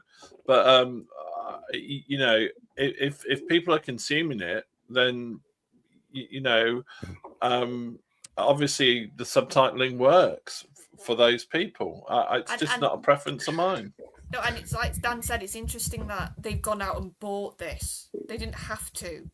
So this shows that somewhere in the higher ups there does seem to be a push for, like we've all said, genre type stuff again, things that are slightly out of the ordinary, like homegrown. We've just had Small Profits, which people have absolutely adored, and that's a bit of an odd show from what I've seen or what I've heard about it. So the Sentinels, that's completed. I mean, they've already filmed it, and it's this was filmed some time ago. It premiered last September on French television, made by Studio Canal. I'll try it even with the French language. I mean, I'll try it, because I'll see, like you, Dan, my first instinct is I don't want to be pulled away from the visuals, but I will try it. But, the one thing that strikes me about the last 3 shows we've talked about, which I think is very encouraging, it's variety. It's not all just minor variations of a theme done by different countries or different production things. These are all very, very different in terms of approach and content and style, which is great. Especially when we have genre adjacent stuff. The wider variety, the better, in my opinion. No, I couldn't agree more. I'm going to go for all 3 of these. Somehow, somewhere, I would imagine that this is streaming already somewhere else. In the case of the Sentinel, it is the kind of show that I would watch. Sutherland, shows like that, I never really know. Sometimes I last the course. Sometimes I find that they're either a little too straight for me, or they're not as compelling as they could be. And obviously, I'm slightly outside of the target age range for Crookhaven, but I'm young at heart, everybody. I think I'm young at heart, and I enjoy fantastical television. And when Doctor Who is not on, you've got to get it how you can, where you can. I suppose is the message. So again, all the different corners of the appeal of Doctor Who, and that homegrown. In the case of 2 out of 3 of those, the homegrown audience for geeky pop culture entertainment, who maybe only still have conventional television, who don't want to be subscribed to every streaming platform under the sun. The BBC is going out of its way to bring across more of that kind of programming, and I do wonder, has an appetite stirred somewhere, or are they conscious of the fact that Doctor Who is missing in action, and that this kind of all genre content, the various strings to that, are an important part of being a global broadcaster? I'd like to know what you think of that. I want to know whether you like the sound of the Sentinels, Sutherland, or Crookhaven. Maybe you've read the Crookhaven books. Let us know. Is that something you'd watch? Let us know in the comments. Doctor Who. Look, there's lots of people commenting about this in the chat. Of course, we're a Doctor Who show. Doctor Who will return. I don't doubt that for a moment. But the idea it's going to be off for 10 years, 5 years, that's not going to happen. There is a special coming later this year. We expect information about that sooner rather than later. And I understand the impatience. I'm impatient too. I want to know what's happening. Of course I do. I'd certainly like to talk about what I already know is happening, nearly happened, might happen. Who knows? So much is up in the air. But when it all comes, we'll probably be overwhelmed with various announcements. There'll be things that we might like, things that we won't. But that's part of the course of being a Doctor Who fan. Business as usual. Talking about business as usual, this is the time where we usually take a break. So here we are with another Type 40 live Doctor Who ad break. Some golden faces and golden voices selling us all manner of everyday tat back in the day there, over on the other side. So you enjoy the ads and we'll be back in a couple of minutes.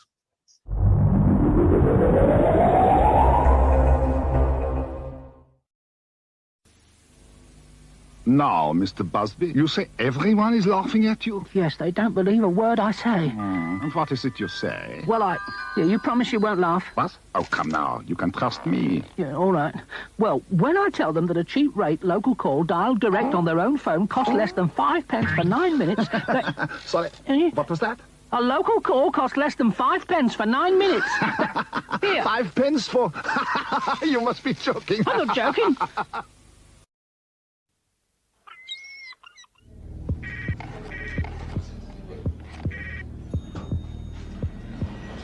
Frustrating, isn't it? When you need an any-purpose loan but don't know who to talk to about unlocking the capital tied up in your property.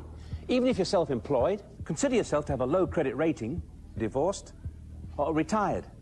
Don't worry, because Ocean Finance hold the key. Call 0800 858 858 and Ocean could help you. Ocean loans can be used for any purpose, and all circumstances will be considered. You may wish to improve your home, or buy a newer car, or simply consolidate all your existing debts into just one manageable monthly payment. There are no interviews, no arrangement fees, and no salesperson will call. So for that homeowner loan, call now. You'll be under no obligation, and you could secure the loan you need. Call Ocean Finance now on 0800 858 858. That's 0800 858 858. These are some of the world's most advanced televisions. This set has a quick start picture. Here, full remote control. A 26-inch model with a high brightness screen. And finally, one that even has its own audio output. But all these sets have two things in common. Tomorrow's technology and the Philips name. Philips, simply years ahead.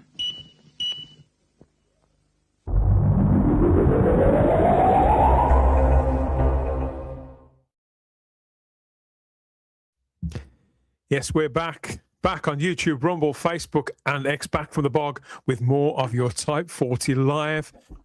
It's the past, the present, and the future of Doctor Who, just not necessarily in that order. Definitely out of order, come to think. And never work with children or animals, so they say. Here's Fulton Mackay looking on as John Pertwee fights for what was left of his lunch here on the lunch break at Doctor Who and the Silurians. That would have been, wouldn't it, back in 1969, stroke 1970. The panel are back. They're still here, everyone, believe it or not. So we're back for more. Hello. Yes, we understand there has been some interference on the YouTube side, specifically this time, completely out of our control. Nothing that we can do. Blame them. Our signal is strong and our message is firm.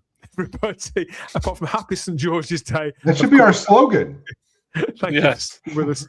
We stand Blame firm. Google. Blame Google. So thank you, everybody, for all the comments and everything else that we've got. What else? Is you know what, Dan? This that picture is really interesting. Not only because I love the Silurians. Fulton Mackay, wasn't he at one point up for the role of the Doctor during one of the transitions? He might have been up for the role after Patrick Troughton. After Patrick Troughton, I think. It was after he auditioned. He auditioned in the wake of Pertwee's sacking. Okay. John Pertwee was fired. I think everybody knows that now. So yes, he was auditioned around the same time as I can't remember his name, Bernard Cribbins, and various other people when John was about to, I think Ron Moody was the closest they came to sort of getting anybody. They really, really wanted him.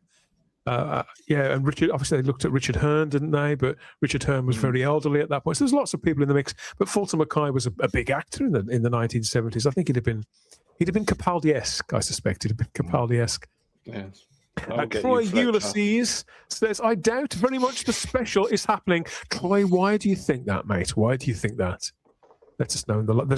There's no evidence whatsoever that special isn't happening. We went through this last week.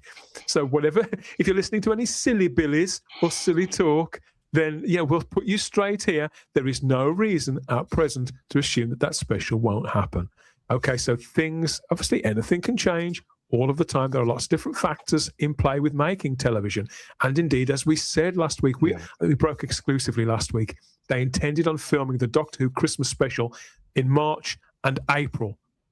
So it would have been finishing filming round about now. But they have plenty of time to film this one special. Plenty of time. So realistically, I think just chill. Just chill. I think they should just take a camera over to Sid's, film it there, have a cameo from Tom Baker to come in, again, like for one great scene, and Bob's your uncle. There you go. Bill Silver asks, it's the 90s reboot of The Professionals, the one where Bodhi is the head of Sci-fi. I don't know. There wasn't a reboot. It was a sequel series to The Professionals called The New Professionals, again made by ITV, or I think it was made by an ITV Carlton, somebody like that. But it was shown on satellite television. And no, Bodhi isn't the head of CI5.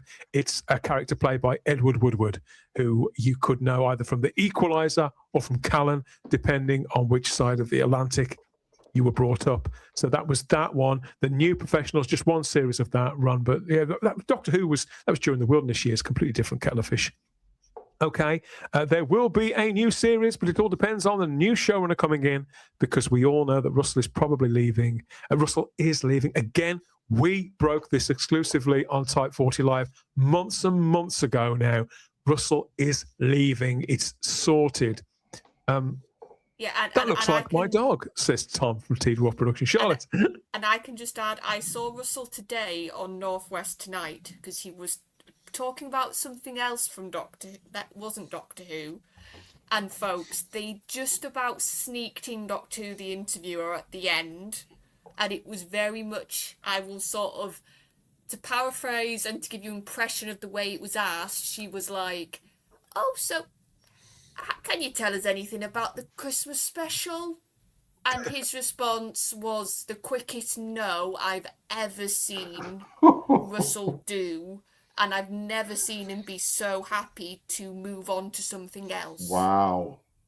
To be fair, he's always very black and white about things like that. Troy Ulysses again replies in the live chat, and what I asked him, why would you believe that it's not happening? He says because we have no evidence that it is happening, apart from the giant publicity announcement months ago, Troy. But we see what we want to see. We don't see what we wish to discount. Is my experience when it comes to things like that. I understand why you're black-pilled. I understand why you're pissed off and cynical. And yes, things can change. But in this instance, there's no reason at all to believe that there won't be a Doctor Who special on this coming Christmas. Okay, let's get into a few more bits and pieces. More happier times, I think, where Paul McGann's Doctor is kind of lighting the way. Very much lighting the way. This is a merchandise update of sorts today. So this is today.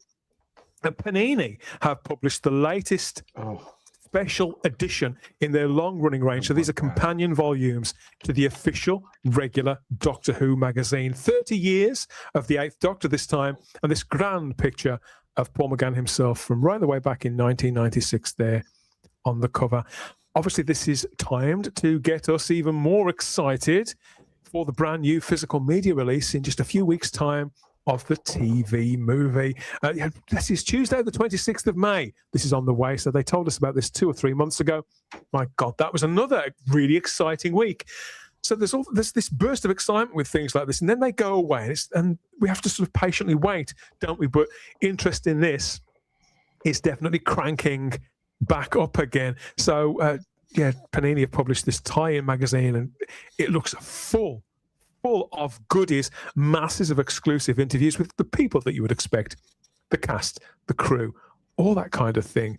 Brand new interviews, contributions from Sylvester McCoy and the team behind this new restoration of the TV movie. They're all in there too. There's a brand new short story by the TV movie's writer, Matthew Jacobs himself, and an afterword from the exec producer, Philip Siegel, on there too. So this is full of stuff, not just the TV movie, obviously, but the general 8th Doctor and his era, which in many respects you could say is still sort of ongoing, parallel to the TV show, Charlotte.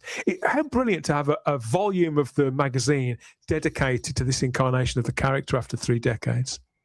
Yeah, and this is going to be the excitement of having the show off air for a little bit, that things that might have been sort of relegated a bit or pushed to the side, especially I think with the magazine, because usually they cover the main show and that's their purview and that's what they've always done.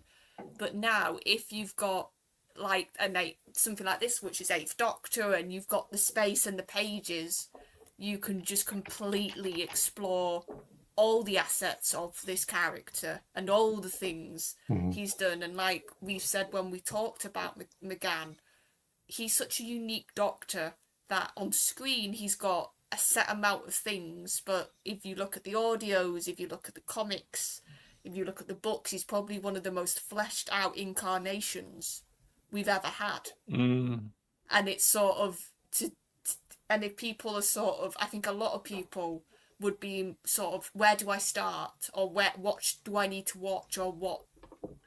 It's such a massive content. I think he's a Doctor that almost does at times need a bit of a guide to help you to sort of work out what you're doing, because like I said, he's very unique in that sense. But I do have to go, folks. So it's been lovely chatting, and let's see what the news brings next week. I'll see, because it could be something funny and interesting, if nothing else. So take care, Charlotte. Bye. Good night.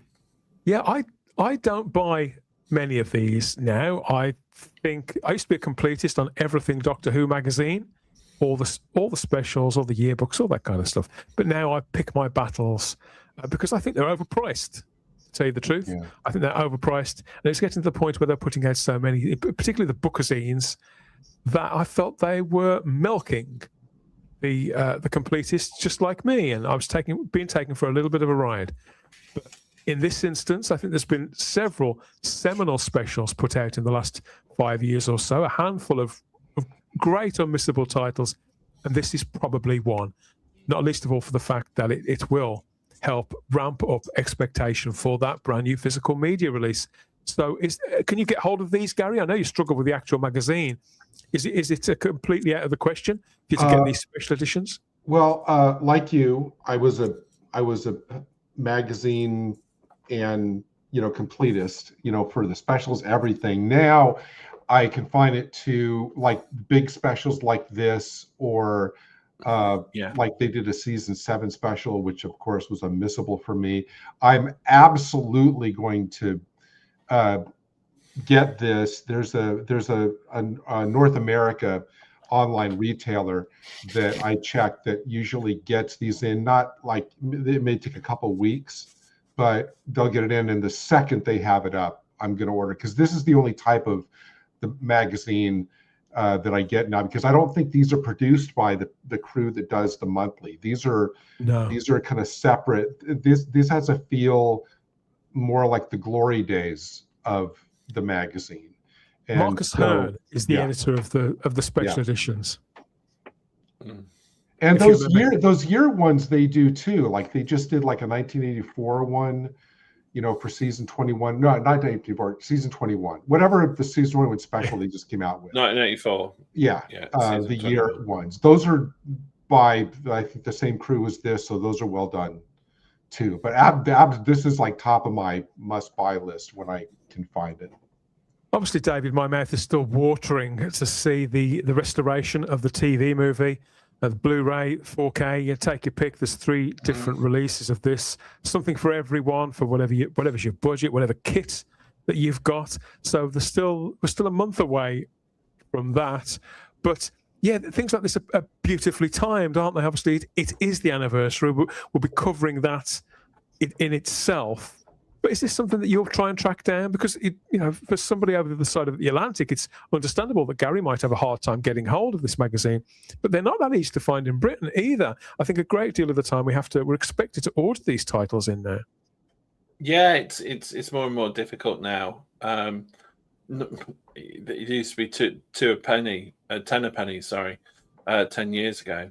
But sadly now it's more like whatever W.H. Smith's is called now is generally where you'll find them, rather than the main supermarkets where you could easily find. Doesn't Forbidden Planet still stock these? Yeah, they do, and you can. I'm sure you'll be able to order it online as well.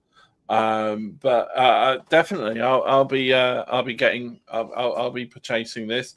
Like you, Dan, I used to have a subscription to the main. I used to have a subscription to the main magazine. Used to buy all the special editions, but now, it's, as you say, you don't get much bang for your buck, and I'll be grabbing this one as soon as it's available. Absolutely, no issues about it. Because especially if they've got details in that we've not known about since, and I'm particularly interested in the whole story of how they were able to get the footage and how they're able to upgrade it and everything like that. So that's geek heaven, if you know what I mean. I couldn't agree more. So yeah, I'll be coughing up for it. So this is out, on the 26th of May, there for the new edition. So take your pick. Which is your preferred release there? The Steelbook release, the standard Blu-ray, or the 4K Ultra HD edition? Something for everybody there, and great artwork on all of them. As I say, I'd quite happily buy a couple of these if I could justify the shelf space and the expense, but I've gone for the Steelbook in the end. Let us know how you're biding your time, waiting for this, everybody there in the comments. What are you going to watch first, the movie or the features? I suppose is the question. Doctor Who the movie lives once again. Next, there's this. Now, earlier on we mentioned the action figure range. Character Options have had the license to make action figures of Doctor Who now for 2 decades. That's a long, long time. Initially, obviously, they were a massive part of the experience, I suppose, of the noughties fan. Anybody who came in with the new series was immediately met with wave after wave of imaginative characters from particularly the Russell T Davies era, but they did carry through into the early Stephen Moffat era with dozens of figures and variations. I've got boxes, crates full of these, both items that are still in their packaging. I know. And the well played with ones that my kids had when they were little. It was a fabulous time. Character Options are still around, though, even if Doctor Who isn't so much. And they've kind of drifted into this realm now where, and we've talked about this quite a lot, where they've become, again, unnecessarily expensive, hard to find, and obscure, haven't they? It's a very strange state of affairs. Quite why they launched the exclusive Vortex range, I'm still not entirely sure. But to be fair to them, there is a lot of interest on social media anytime one of these is unveiled. This time, they've chosen a different strategy for their releases for 2026 in showing them all to us all at once, and with the added novelty, I suppose you could say, of it being a collect and build line throughout the entire year. This is going to roll several releases, which I suppose that they've got a value in and of themselves, in that there's, again, twin sets of figures, but you collect a bit and piece from each pack to assemble an extra figure. So I suppose the idea is to compel people to buy each and every release, would be my cynical take on it, Gary, as somebody who doesn't collect these anymore. I look at the imagery, I see the choice of characters that they've arrived at this time, and I think, which is the figure that I would most want, and how can I get it? And surprise, surprise, it's the one that requires me to spend, if I was so inclined, if I could hunt these down, if I could stay with it, it's going to cost the average fan about 250 quid in Britain to collect this entire range. Yeah, I have a feeling that when they eventually come to like a specialty retailer over here, they will be similarly expensive. I can say just right off the bat, I would go for everything on the left side of the Yeti and not so much on the right side. Graphic. The Weirin is gorgeous. Just because it's my all-time favorite story, I would love to get the Professor Stallman Primord from Inferno. That would be, I would adore getting that. The Liz figure is great. Yeah, not so much shooty, but it is. I mean, I know they have to continue to. I always wonder, Dan, whether it's like, do they approach this because they figure they've got to have an appeal to all eras, or are they just still trying to just pound home? No, this is, we got to do it. We got to do it. Gary, it wouldn't. Now, I'm not Character Options' biggest fan, I'll be honest, and for one reason or another. But in truth, it's likely that it's a condition of their license that they have to cover a certain number of bases in the average calendar year. That would be my guess, David. If they've got a number of releases across the calendar year, then quite to justify that them retaining a license, they can't just say, "Oh, well, these are our favorite stories. These are stories we know that we can sell." There's got to be conditions to it. And it's not unreasonable from a marketing point of view to see something representing the current era and the latest Doctor. And obviously Character Options they'll have probably invested their own energies, finances into developing molds of Ncuti Gatwa's 15th Doctor. They couldn't possibly have imagined that the guy wouldn't stick around for longer than a few weeks, could they? Totally, and they've got to get they've got to get their money back for those molds. So, and what if there are people that want to buy the newer series stuff, then they'd be foolish not to put that out to market. Likewise, they obviously have, I would imagine, quite a lot of fans who would love the everything to the Yeti and left, as you put it, Gary. So they've got to sort of appeal to both sort of ranges, and it makes sense that if they had the molds and they invested in that they want their costs back. Now, no, David, I completely agree with you. That's obviously like what it is. My cynical side, however, is going to guess that since it's a what is it called? Not Build-A-Bear. What's the collect and build? Collect and build. That the Yeti's head is going to be with the Ncuti figure. Because it'll be, I'm just guessing that it will be that's cynical.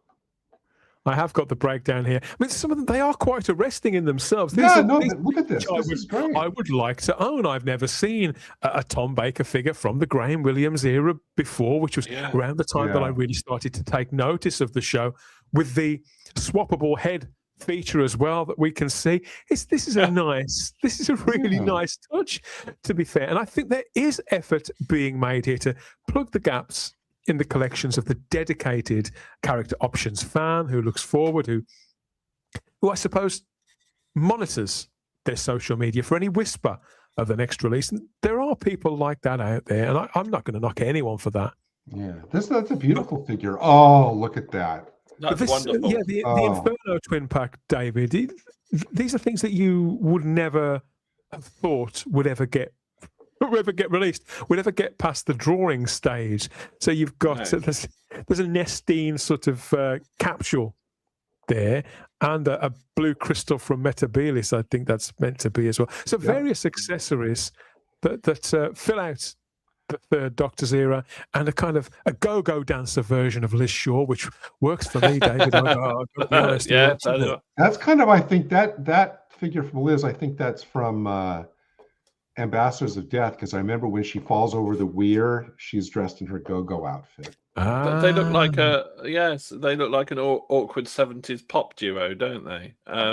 Peters and Lee. He's a sunglasses, doesn't he? He's a Ted Ringer. Yes, I like this. When I saw these, I oohed and ahed, and then I remembered, you got no chance of ever getting these. And sure enough, these are exclusive to their website. B&M aren't in the equation, but of course, trying to get these off the website comes with its own trials because they sell out in about 5 minutes flat. Yeah, So there could be people out there who are picking them up bit by bit, and you never know throughout the year when you're going to be beaten to the drop, when you're not going to be able to get your order through, and you may miss a limb from your collector build figure, and then you're stuck with a one-armed Yeti for the rest of your days. Which I suppose could have a novelty value. It may make a few childhoods, but these aren't being sold to children. Again, I feel this is the problem. These aren't reaching kids. These aren't reaching kids at all. But and you could say that we live in fabulous times when something like an action figure of a Wirren from 1974 is a possibility. So you think, well, but all praise to the designer. I mean, look at that. That's gorgeous. I think it's a perfect representation of quite a complicated character compared to a lot of Doctor Who creatures, which we all know they were dudes in suits. But this was more sort of extraneous than most. And everything that should be there is there in the kind of colours that you would expect to see. And I do like that we've got the bubble wrap sort of sluggy dude accompanying the Wirren as well. So it's little things like that which they prove that character options themselves, at least, whoever conceptualizes these ranges, these waves, they aren't asleep at the wheel. The fact that they know to include things like this makes me more predisposed to be generous towards them. But I do feel that this range, for the most part, still needs looking at. I've always wanted a Yeti figure of sorts. These are unique Doctor Who villains. I can't imagine these sort of giant, particularly the more cuddlier versions that we saw in the Web of Fear, David. These are more distinctive, I feel. They've got a silhouette to them, unmistakable elements of the Troughton era. I would love this, but the truth of the matter is there is no way I'm going to stake out websites, put aside money to the tune of a couple of £100. Yeah, and of course, if you're missing an arm or a hand, that'll be going for about £400 on eBay. Yeah. Yeah, it's going to actually. I feel this will encourage scalpers. I do, David. Yeah. I think you're right, mate. I really do. Opportunists and all sorts willing to rinse the fandom for extra money, and I just hope that they are available in. I hope character options have got plenty of stock to account for that. Not that I don't want to be. I don't want to be that guy who's like the knee-jerk complainer. But I'm wondering if they would go to the trouble of including cool things like the Metabellus crystal, which doesn't really fit with the figures, but it's cool to have. That's fine. I'm surprised that on this Yeti they don't have like the little control orb. You know what I mean? The the little orb that controls the Yeti, because that would be easy enough. It's just a ball. Could send away for that, maybe. Yeah. So the buildable figure is a Yeti, and it can only be completed if you collect each individual body section spread across the entire 5 Vortex releases in 2026. So you're quite right. So you get the Yeti's head, you get the head with the twin pack of Cybermen from the Moffat era there, but the Yeti upper torso area where the little control thing sits, that only comes with the 15th Doctor set. The 15th Doctor with what was his name? Mr. Ring-a-Ding and the Wazoo, whatever that was. A lot of people seem to find that amusing. I thought it was fucking awful. So you got those. You got set 3, your Graham Williams era 4th Doctor, but you get the Yeti's legs and feet with him. And the Pertwee twin set of the BG from Inferno and Bobo Liz.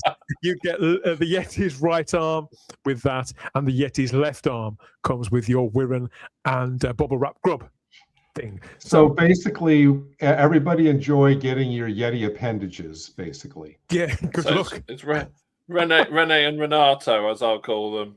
For Liz Shaw and Professor Starman, Rene and Renato, good luck assembling your Yeti and completing your line. We've got a quote here from Al Dewar.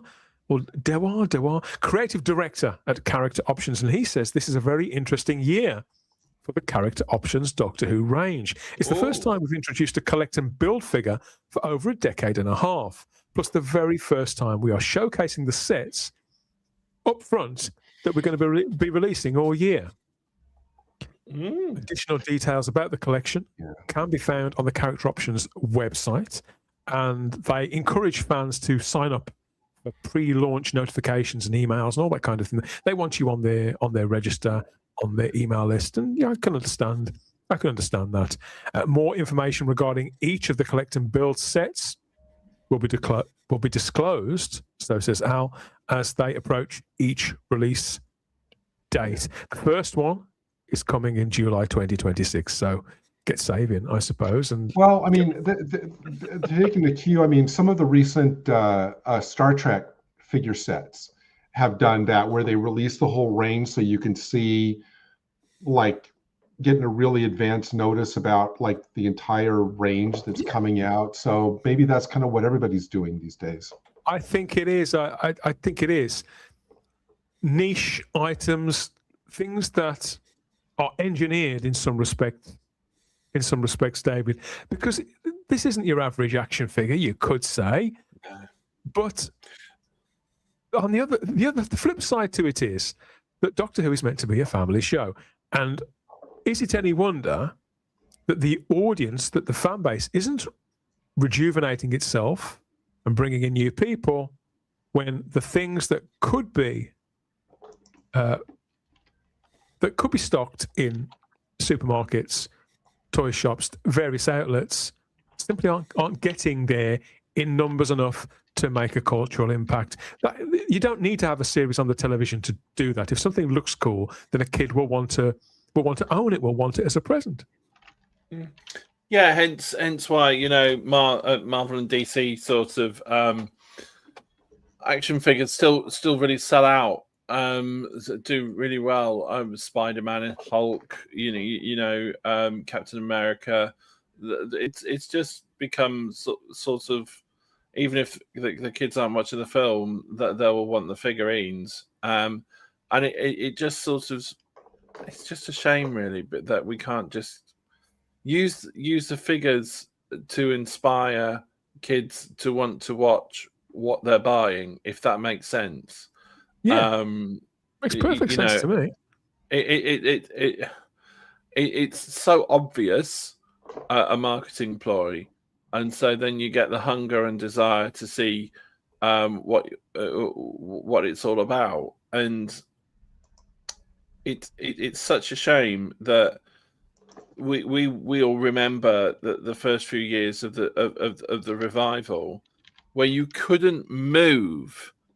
You couldn't even go to Asda or Tesco or Sainsbury or Morrison's without tripping over a Dalek lunchbox or a Dalek flask or a Dalek figure, or they were being sold in Argos. They were sold everywhere, and they were massive, and it encourages it's one complements the other, and now it's non-existent, and it's such a shame, because there is a market out there. There's kids running around with Spider-Man masks on who've never actually seen Spider-Man. So come on. I agree. I mean, yeah, maybe not in the case of Spider-Man, but I think there was for a long time. Matthew Pounder says, I love the Lava Wirram, but it's too expensive. Again, I think they're pricing a lot of Doctor Who fans away from it. Super excited about this wave, says Fly Highland. Want the Yeti. Everybody wants the Yeti. So they have hit a bullseye with that. But as Farsight also, you couldn't pay me to buy that set, and we know which one he means. And I can't say I blame him. Toon Army says Smiths should have them. It's the only toy shop we still have other than Argos. It's not as if there's like reams and reams of toy retailers. They should have these things in places like Smiths. I agree. Stephen says that they should be called Collect and Dump. I would definitely buy the Gatwa and Whittaker figures. There's no Whittaker figure, is there? There's no Whittaker figure. The only other thing I was wondering about the Wirren figure, because it's such a great figure, I would hope, we can't see the back, but I assume it's just curved because obviously the word didn't have feet. It just kind of like slid along. So I'm hoping that they include some kind of plastic stand or whatever to stand it up, because obviously it doesn't have legs or feet. So I'm, see what I mean? So I'm hoping that it's like standable, or that they include like a little plastic stand to kind of secure it. It may have one of those little stands where there's an indentation and you can sort of fasten it in. Right. I think that's quite likely.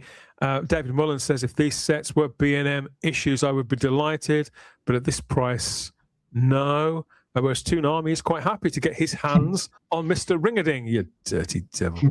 I was good God.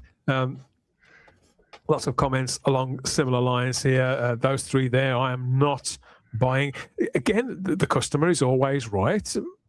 We've been able to pick and choose before. To be honest, I mean, back in the day, they were so inexpensive. I would buy things that I wasn't that keen on, because I wanted to own them all, David. There was a completist mentality. They were affordable, and they're not anymore. And if adults feel that way, collectors feel that way, what are kids going to think? More to the point, what are parents going to think when they're looking at what to get their kids at Christmas or for their birthdays? You remember, Dan, about 20 years? Well, Tom says we need the 8 legs themselves next, Gary. That's a major well, there you go. I mean, maybe whenever they release season 11, they should time it to kind of coordinate. What I was just going to say, I was sorry for interrupting, Dan. Remember about 20 years ago when there was all those kind of like specialty, like collectible plates, like you could get like the plates with like Star Trek or Star Wars or whatever, and to stand them up or whatever, and advertisements in magazines and stuff. I think in a way, just because of the prices, these kind of are becoming that, only the really specialty, high-end, pricey, not for everyone. This is kind of approaching that. Nicholas Horton says that in the live chat, it's the high price tag that will get people not able to buy them all, or they will buy them all and they'll end up resenting the range, resenting the company, and everybody has their limit. If they do it again next year, I think people, I don't think people are gonna go for that. I think if this becomes the business model, I don't think this is sustainable. But let me know what you think, of course, in the live chat. Sorry. It will be interesting to see, and I am being devil's advocate now, how many of the Shooty figurines end up on eBay just as the Shooty figurines, and everybody else keeps the rest of the set. So here's my prediction, David, and I'm being totally serious. Yeah. Okay, so this is going from July to November. At the beginning of next year, right? I think there's going to be a lot of listings for the Shooty and Mr. Ring-a-Ding figure, but they will all say missing Yeti torso. Yes, I think that might be right. I guarantee you're going to see a ton of those types of listings of missing the or Yeti torso not included. Let's check back next January and see if that's the case. Let us know what you think. Are we cynical? Are we simply too old to get this, to feel the event that is the collect and build range from character options for 2026? All these Vortex editions coming your way, maybe. Yeah, that's it. If you're quick enough on the refresh button, and if you remember that there's meant to be 5, and you've got to build the dude, and it's let us know if this is hitting the right note for you. Are you going to be putting it in the calendar there when you've got to put aside the funds to grab those? What do you think? Could this be the way forward for character options? And I've got it completely wrong. Let us know, of course, as always. That's our roundup there of what you may wish to trouble your wallet with in the coming months for the rest of the year, to bring out the inner child in all of us. And as William Hartnell again said, another quote here from the late, great William Hartnell on the 51st anniversary of his passing. He said, "I was so pleased to be offered Doctor Who. To me, kids are the greatest audience and the greatest critics in the world." Amen. We'll see you in the comments with more of that concerning the figure range and whether, you let us know, was William Hartnell right? Is he right? Are the children the greatest critics in the world? I think we all know the answer to that already, don't we? Yes. Particularly if you've got kids. That cursed doctor is interfering with my plans, but I will destroy the universe. He won't be able to stop me, but you might, if you watch Type 40.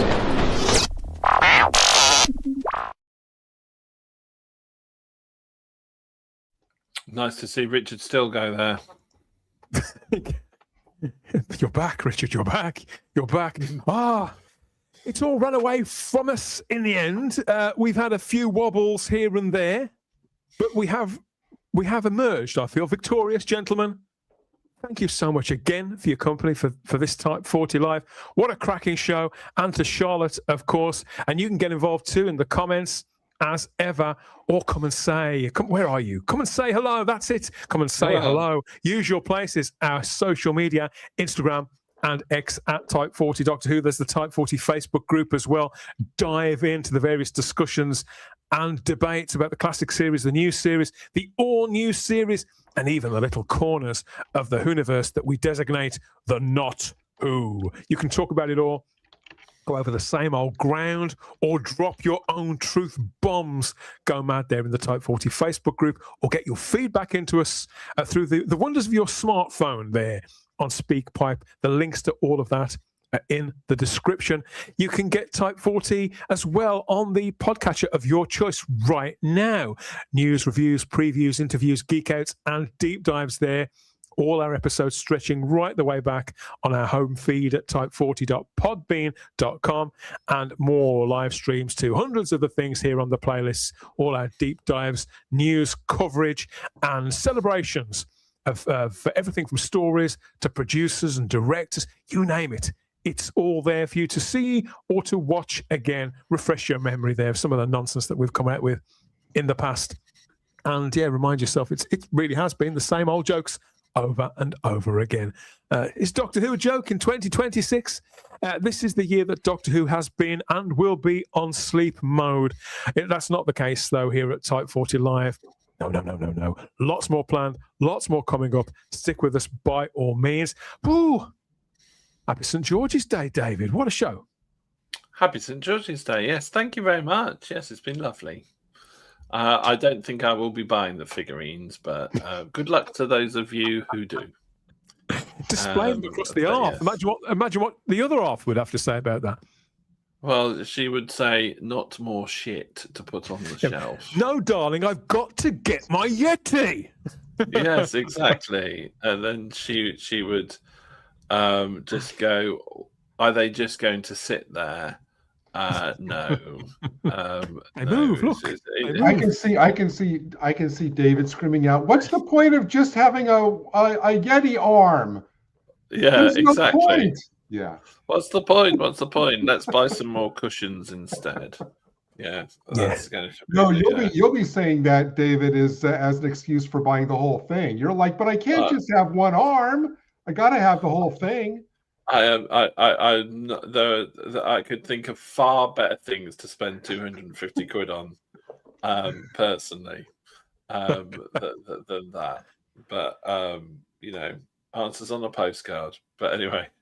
We've always told it like it is here at Type 40 Live. So obviously, if you are looking forward to the character options range this year, enjoy them and let us know what the appeal is, what you're looking forward to the most. And do you, just as Gary said, do you sell some of them on? Of course, we want to know here at Type 40 Live, where there's no party lines, no beef, and no bullshit. We take your comments, your rants, and your raves too. All opinions are always welcome. Gary, thank you for joining us once again, mate. Absolutely, on such a great day as St. George's Day, mixed with the sadness of the saying goodbye to the Yanto Shrine. So yes. the emotions have been all over the place on today's show. I know you're gutted. They have indeed. Again, thank you to Luke Walters, who materialized there for a moment. He's out on maneuvers again. I thought for a second, Dan, you were going to say thanks to Luke Walters for not being here. I'm kidding, Luke. I'm kidding. He's So not. we- He's not. We, He we means only it. hope. We only hope that he sobers up enough to He join really us again means it. soon. But enjoy yourself, Luke, and of course to Charlotte Shields as ever for her contributions and her company and her patience in putting up with all of us. Cheers to everybody in the live chat for all the comments on all of the topics on this edition of the show and to sticking with us through the time storms as ever. Happy St. George's Day, however you celebrate it, and we'll see you in the comments.